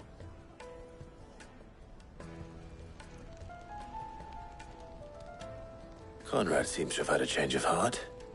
I'd say they both have. I take it from your presence that our visitors from the desert won't be joining us either. Pity. The plan worked, Sid. Granted, it only took an army of bloodthirsty bandits at our gate. Calm now, Victor. Why quibble over the details? We are united, and that is all that matters. As for you, Sid, you fight considerably better than you act. I'll take that as a compliment.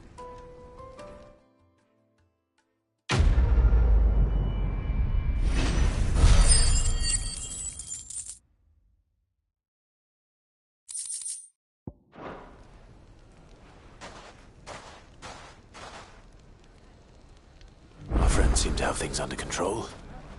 For now, at least. Let's go and put Otto's mind at rest. A sword like that. In a desert.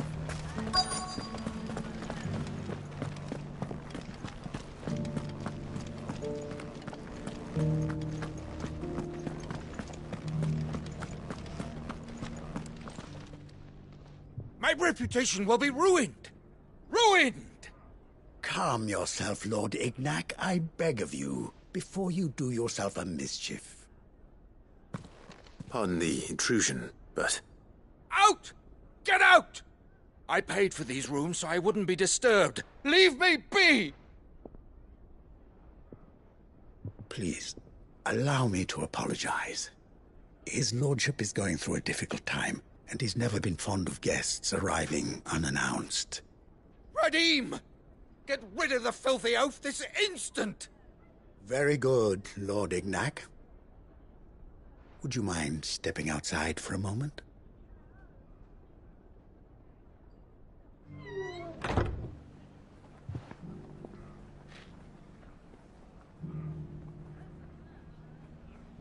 I'm sorry if I've caused you any trouble. That? Oh, no. That's just how his lordship is. Though the morning's events have left him somewhat fractious. He has been dispossessed of his luggage, you see. The thieves also made away with a considerable amount of coin. Coin the innkeeper will soon be keen to collect. I don't suppose a certain blade was among the stolen items. A single-edged sword. It was purchased from a merchant friend of mine. Ah, you know Lady Karen? Yes, I'm afraid it was. Then I'll retrieve Lord Ignac's luggage. But I have one condition. You have but to state it. You are welcome to anything that is within my power to grant. I want an audience with Lord Ignac. A few minutes should be enough. Then I'll be on my way. A condition I would be a fool to refuse. Of course, you shall have your audience. I don't suppose you saw where the thieves went? I did not, no. Though some discreet inquiries made on his lordship's behalf mean that I know where you might find them. The bandit's bed. Every ill-gotten coin in Dalimil is said to pass through that disreputable corner of the Valcroy. And that's where I'm heading. I shall speak to Lord Ignac in your absence, and arrange for an audience upon your triumphant return. That will be very kind of you. Farewell, and best of luck.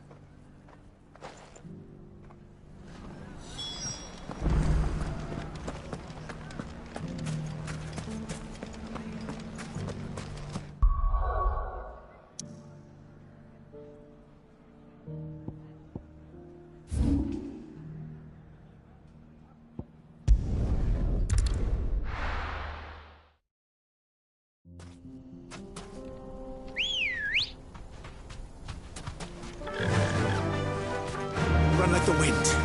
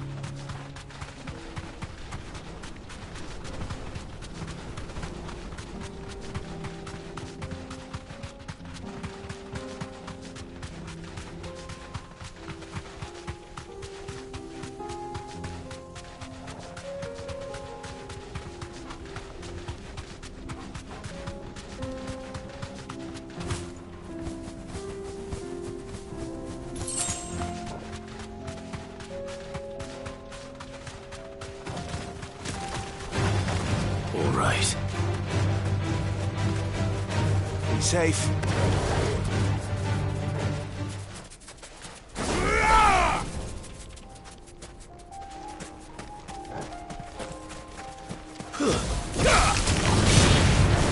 And another! There's more!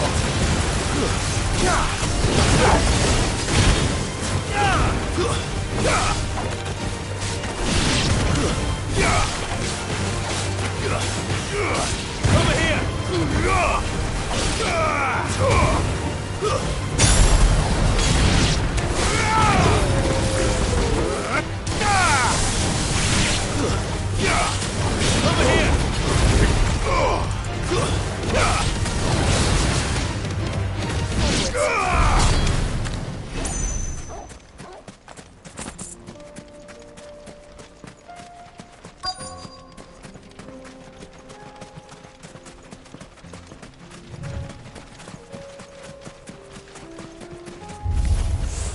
We've got company! Come on, lads, let's tear the bastard's head off!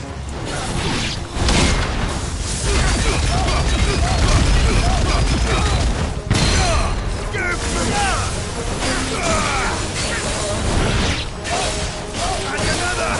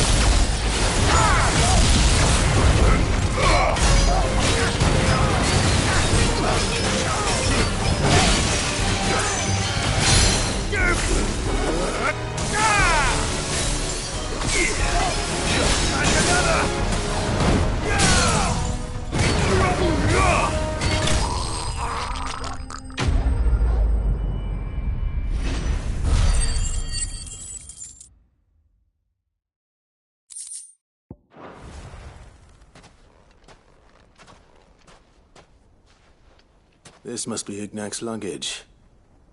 Nothing seems to be damaged. All right. Let's get it back to Dalamil.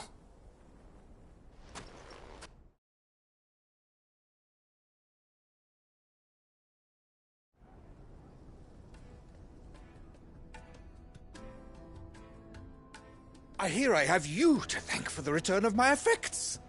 What shall I call you, my good man? Wyvern. Glad to make your acquaintance. A formidable name indeed. Well, Wyvern, I appear to be in your debt. Redeem here tells me you wished for an audience. Is that all?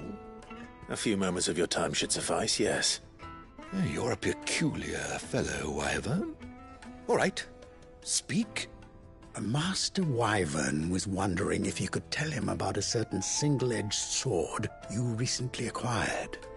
Oh, a true work of art, that one. Karen drove me hard on the price, but I would have sold her Radim here to get my hands on that sword. It was made in the Outer Isles, far beyond the Twins. and is used exclusively by the practitioners of a unique school of swordsmanship. They believe no combat should ever exceed a single strike, and hone their blades to such perfection that none ever does. Each sword is made for that one perfect stroke, and for that stroke only. They crack upon a second blow. There's a brutal sort of beauty to it, really. But how do they hone such an edge? Fine question. Why, they use a whetstone, of course. Whetstones, rather. A whole array of them, ranging from the coarse to the fine. 10,000 licks with the sharpening stone, then 10,000 more. But it is the final stone which lends the blade its legendary sharpness. A mineral quite foreign to this great realm of ours. And that is the key. The secret ingredient. Wyvern, it occurs to me that my little lecture is hardly equal to services rendered. Take this, together with my regards. The very stone of which I spoke, far rarer among collectors than even the blade itself, and a far more fitting payment. Thank you. Pardon the intrusion, my lordship. However, it is long past time we prepared ourselves to depart. So it is. I am locked in bitter competition with a rival collector of curiosities. I am one step ahead of the unscrupulous scoundrel, but he is hard at my heels. Are there many other collectors out there? Too many to count, but only one do I consider my nemesis. Lord Byron Rosfield. And is a perennial thorn in my side. I can imagine. Farewell, Wyvern. May our paths cross again. Radim, we mustn't dawdle.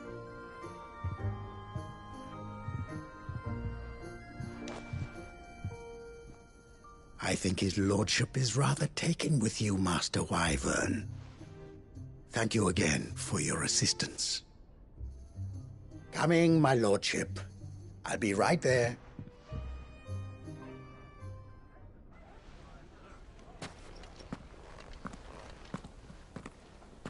Trust Uncle Byron to find such an interesting rival. Now, let's see what Blackthorn makes of this whetstone, shall we?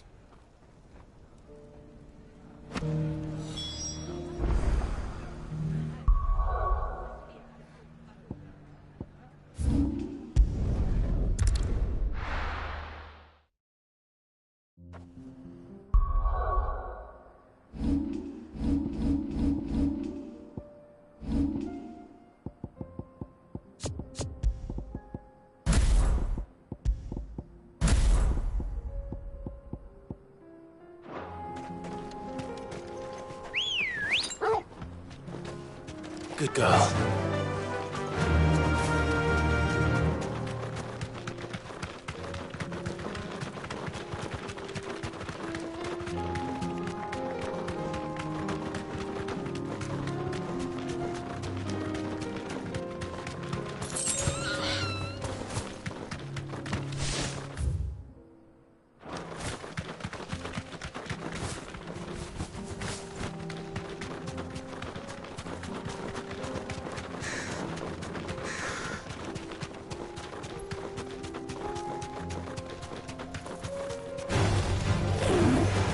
Thanks, girl.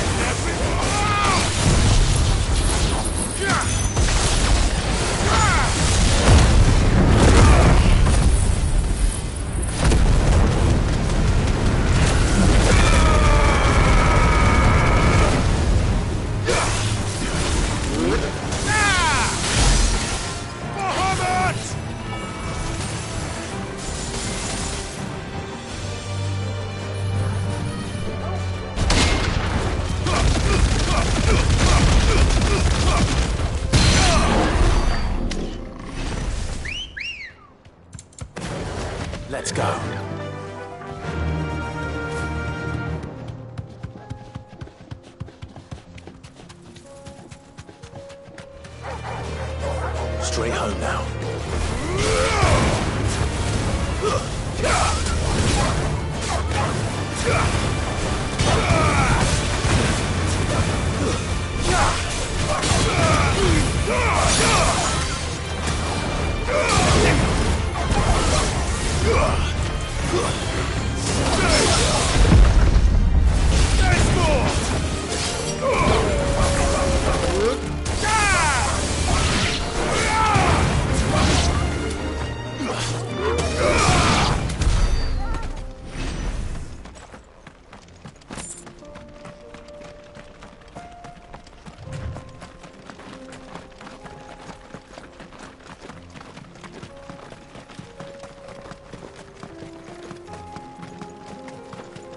We're not alone.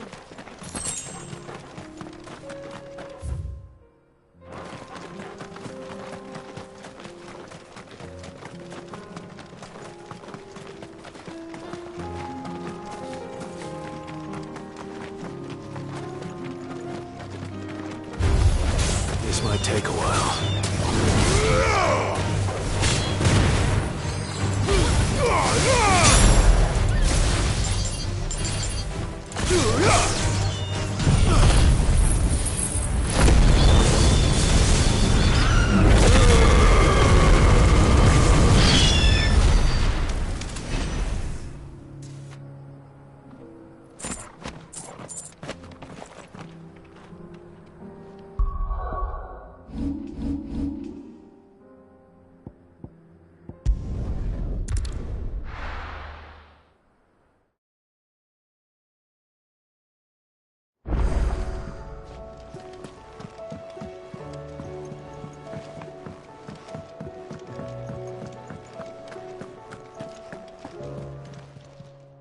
Still alive, are you? Goingpurse weighing you down? It'd better all be here. You're rubbing me blind, you know. Is that all? Thanks for not leaving me in the Dominion. If you hadn't come back, I might still be stuck. Sorry for the wait. But hopefully you'll agree it was worth it. You learned something about that sword, then? I did better than that.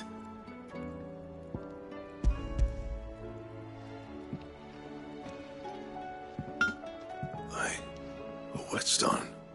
Yes. But not one you'll find anywhere in Valisthea.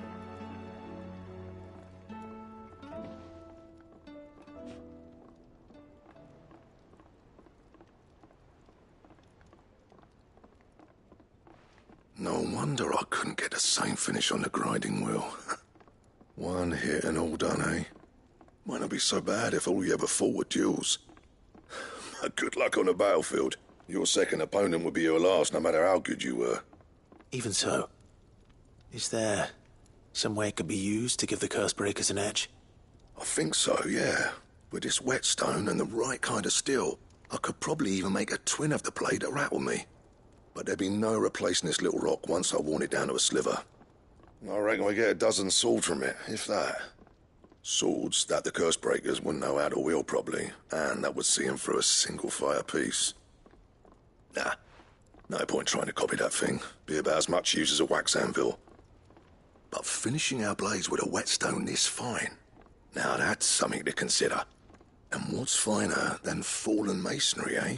Or more hard-wearing, for that matter. Just imagine it. Good Valisthean steel with an edge as sharp as any found in the Outer Isles. I won't make a copy, nah. I'll make something much better. I'm sure the Cursebreakers will be delighted. Just don't push yourself too hard. Don't you worry about me, sunshine.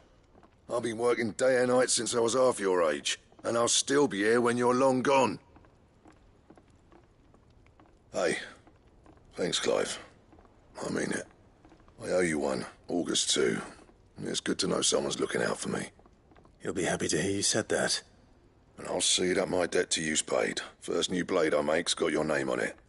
You come and find me when you've got the materials. All right. I will.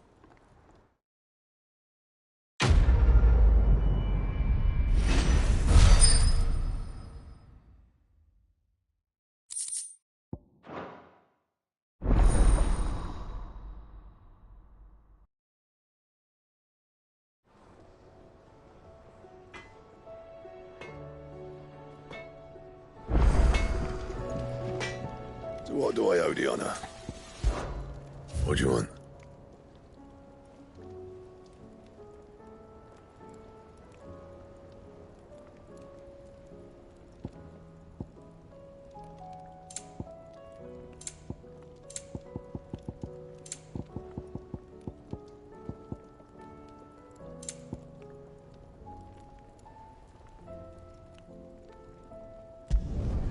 No scratches, all right?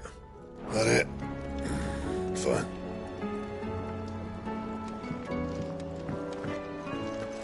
Do you see the pair that got...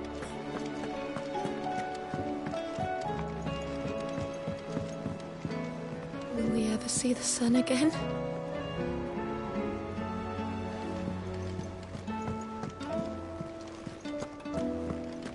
I'd be happy to tell Otto everything that happened. But I know he appreciates it when you spare him the time.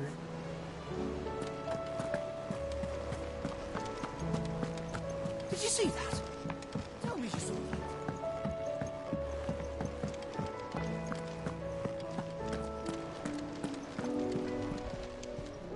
Welcome to the Patron's Whisper. All yours. Come again. I may have more for you. Was wondering when you turn up. Had ours from all our friends thanking you for your timely intervention. How is it you always manage to arrive at just the right moment? Luck, I suppose. Any word on the rest of the realm? Let's see. Storm's still crying out for mother crystals. The nations are still in chaos. And the skies are still the colour of a kick in the kidneys 2 days on. So... Right. Clive, we knew this was going to happen. Well, not the bleeding skies part, but you take my point. Now's not the time to second-guess yourself. Now's the time to visit the infirmary. Talia says your brother's awake. Thank you, Otto.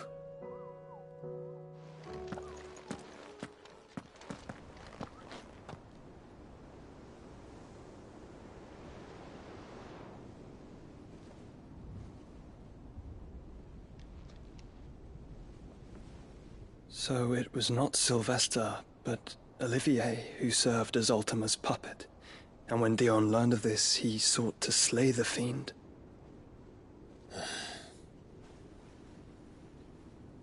Only for his father to take the spear that would have freed him. Enough to drive a man to madness. Small wonder he hasn't stirred. I would be afraid to wake. Had I but reached out to him sooner, warned him of the threat Ultima posed. But now, both an empire and her prince lie broken. Joshua,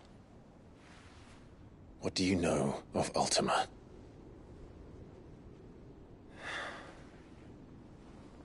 Very little, I'm afraid. Despite my best efforts. 18 years ago, as I lay buried beneath the rubble of Phoenix Gate, 'twas not death who came for me, but another.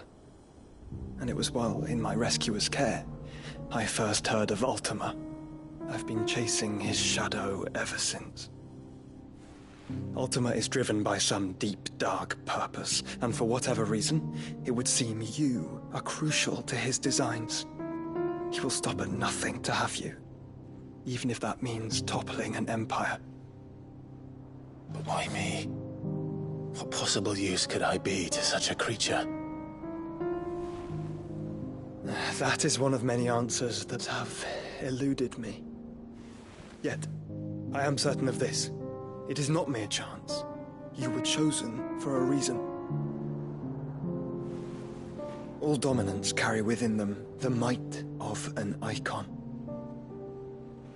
Nigh limitless power that is at once acutely limited. I wield fire, and only fire. And I only ice. 8 wardens for 8 elements. But you, Clive. You are different. You're special. Your abilities begin with the flames of Ifrit, but they do not end there. The fact Ifrit can even exist goes against everything we thought we knew of dominance. Perhaps Ultima has been waiting for one such as you, whose potential is truly limitless. I've encountered that thing several times now. If it or he, as you say, needs me, why hasn't he claimed me as he did the boy? Were I to hazard a guess, I'd say the two of you are somehow incompatible. His mind not properly attuned to your body. His mind? Mind, awareness, spirit, call it what you wish. But I believe Ultima to be an embodiment of the concept. This is why I struggle and fail to contain him here inside me. I'm sorry. Inside you? With every setting sun, I feel my strength wane. And though the Phoenix's flames mend the prison I have made for Ultima, they do so at a cost. We must find a means to bring an end to him before I meet my own. What were you thinking? It was that or let him take Clive. And I've always had a soft spot for my brother. But that doesn't mean you should sacrifice yourself to save me.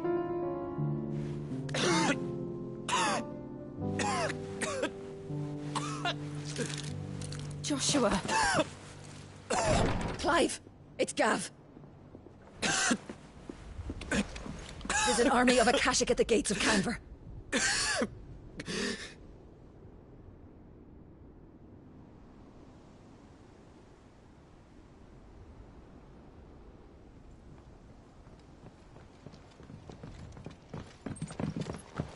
Well, what's the short of it? It's all Tyre told you. The capital of the Free Cities is under siege by an army of monstrosities. The city guard are doing their best to stem the tide, but numbers ain't on their side. What of Lord Byron and Mid? Were they able to escape? No, but they're all right for now. They're hiding with Gav at midship. We have to get them out of there. And we shall. Otto, prepare a Stolas. Tell Gav to stay exactly where he is. Understood. Vivian, what's the swiftest route to the Free Cities? That sounds like a question for the map. Look here. This road, through Tabor, should provide the least trouble. Good. What a coincidence. Tabor is exactly where I'm bound. Joshua, bed is where you should be bound. You don't think I told him the exact same thing? Were Tyre not such a talented healer, I would surely have been inclined to agree. But, thanks to her ministrations, I feel I may safely rejoin my attendant, who was to wait for me in Tabor if we became separated. All right, we travel together. Clive! If he stays close to me, he'll be fine. Thank you, brother. I'll look after him.